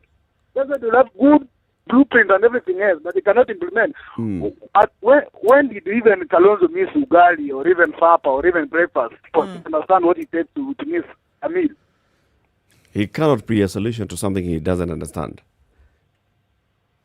No, you know, there's difference between understanding what people are going through and giving solution to that, you see? Now with them, they know what you're going through, but they don't understand it. Okay. Even if maybe they missed meals sometimes, it was 1960s or 70s or 80s, but not today. Okay. But today there are people who are missing meals and people are missing food today, and maybe people are dying of hunger today, and therefore they cannot be solution today. They They were a solution to 1990s and 80s. Strong points there, Tijin. Thank you very much. Zachary in Nakuru, good morning. Oh, good morning, everyone there. Good morning. It's been a while since we talked, and I actually followed your programs, but it's only that I've been a bit busy. Okay. Trying to actually develop myself and develop those who are around me and the entire nation at large. Now, let me tell you this. We are being told, and it's true, that 70% of those people who are now eligible voters are below 35 years, yeah? And I've been going around and doing my own some kind of survey. And many people in town, like now in Nairobi, if you ask them how does a road with a pothole look like, they won't tell you. How does traveling in an overcrowded matatu with no rules, how does it look like? They don't know. How does so behave from his, way back when he was young? They don't know. And therefore, the kind of voting is somehow going to be influenced by the lies that you are going to tell, because they were not there when we had the words like detention, and we saw it, being practiced in reality, okay? Where they were not there when having such a discussion that we are holding now was something that, it was decided, okay? And therefore, these people are not interrogating issues. They are not interrogating history. And let me tell you guys, the actors, as you are being told that all these guys, they are in their twilight, years, okay? But then we kind of, those of us who are there, we know their history, and we know that they want to propagate the things that they used to do in the dark days. So same mentioning names, yeah? Same things. Therefore, what we are going to have is that whoever is going to be elected is not going to be a person who is 20 years old, yeah? They are going to propagate the same issues as everyone there is agreeing, other corners are agreeing. And the youth are going to be very frustrated when they fight that, this guy was just drinking us, he was cheating on us, yeah? He was a sheep in sheep's clothing.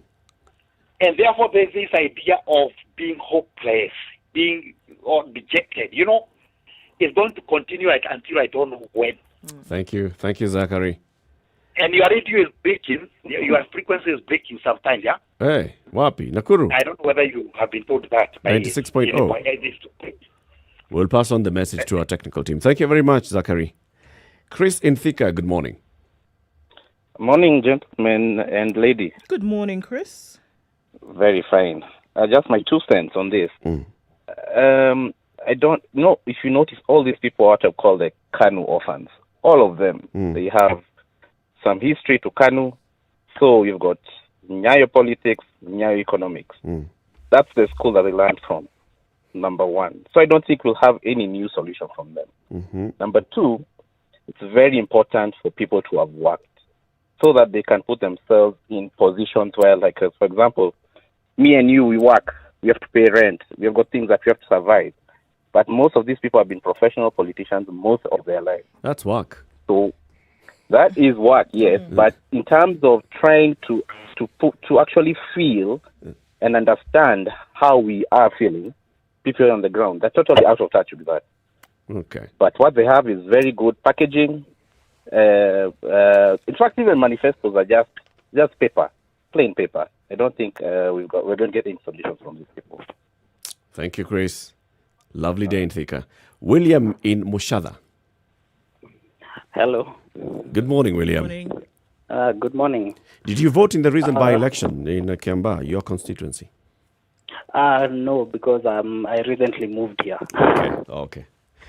Yes, so I don't know much about politics, but what I can say is that I would say that politics is rigged from the beginning, during campaign and past that. So currently we don't have any political leaders with radical ideas on how to solve our problems. Because I'm saying, if I was trying to run as a politician, a president, why wouldn't I come with a radical idea of legalizing marijuana? How many voters do you think I could get with just that one statement? Yeah, but currently we have leaders that don't want to actually do that. What did I say? Critical or out of the box ideas, because they want to keep the bar very low for Kenyans. And any other politician with other radical ideas usually, let's say, silent. Yes, so I would say people are more or less silenced, and people and other leaders who are willing to actually come up and give their view on anything are silenced. Then the elite, as people say, actually try to keep that bar low. Thank you very much, William. Okay. Good day. Karaoke in Wakulima Market, Nakuru. How are you guys? Fine, thank you, Karaoke. A long time since we had each other. Yes, man. Are you well? I'm okay, I'm fine. Good. My take is, these guys can never be solution. One, they never sensed danger when Raila Odinga at the ODM went to the current president and they joined up. They could have sensed danger ever since 2018 when the two guys came together, when Raila and Uhuru Kenyatta came together. The way the deputy president sensed danger, when he saw that Raila has joined the government, he decided to go to the ground and look for votes, if at all he was aspiring to be the president. Point number two, these guys have been in the government for the longest period of time. Ever since 1983, when Kalonzo and Mudavadi joined the Moi government. And ever since, they have never come out with something viable, something people of Kenya can desire. The only thing they are doing is coming up with an outfit that its title is to unite Kenya, so that they can see whether it can attract Kenyans the way the ODM and the UDA have attracted Kenyans. So for me, the guys have no vision. They are heading to nowhere unless they go back to Raila. Thank you. Thank you very much, Karaoke. You know, there's also Ken who is saying in the message that what we're likely to see in next year's election is something that is different. And he says, if you look at our political cycle, the years with a similar digit at the end, or some similar two digits, seem to have ushered in change. Looking at 2012. Yeah, so well, I don't know how he calls it similar digits. 1982, or is it the two at the end? 1982, attempted coup. 1992, usher in multi-party. 2002, Kanu is out. 2022, something else is going to happen. He says, I see a protest poll against the political center. People are going to look for something different. When? In 2022. Okay. And does the individual state what it is that will spur people in the direction he's saying they will go to? Yep. He says all this that we are seeing, there's a protest poll. Imagine Ruto messaging is gelling with the masses. Unfortunate but real. The regret will come after the madness. Or reasoning of people will come after this whole thing is over, is when they'll realize, wait a minute, there's a difference. Okay. People are going to be looking for what is different. Let's pick the two callers here and then we conclude the conversation. Paul in Karuri, good morning. Yes, for you, Eric. Good morning to you. Yes, my name is Kingara Wairimo. I'm calling from Karori. Mm-hmm. And by the way, you guys, I've been listening to you since last year. Hey. Eric, Nduoko, and the wise man, City Muga. And I actually remember those days of Nyeri. But it's only that I've never gotten an opportunity to call you. But I've listened. I always listen to you on a daily basis. Karibu. And I can tell you, your conversations are so exceptional. And I really like those discussions. So anyway, in terms of contributing to the issues that you're discussing today, I can say that our politics have, since time immemorial, our politics have been revolving, in the same cycle all the time.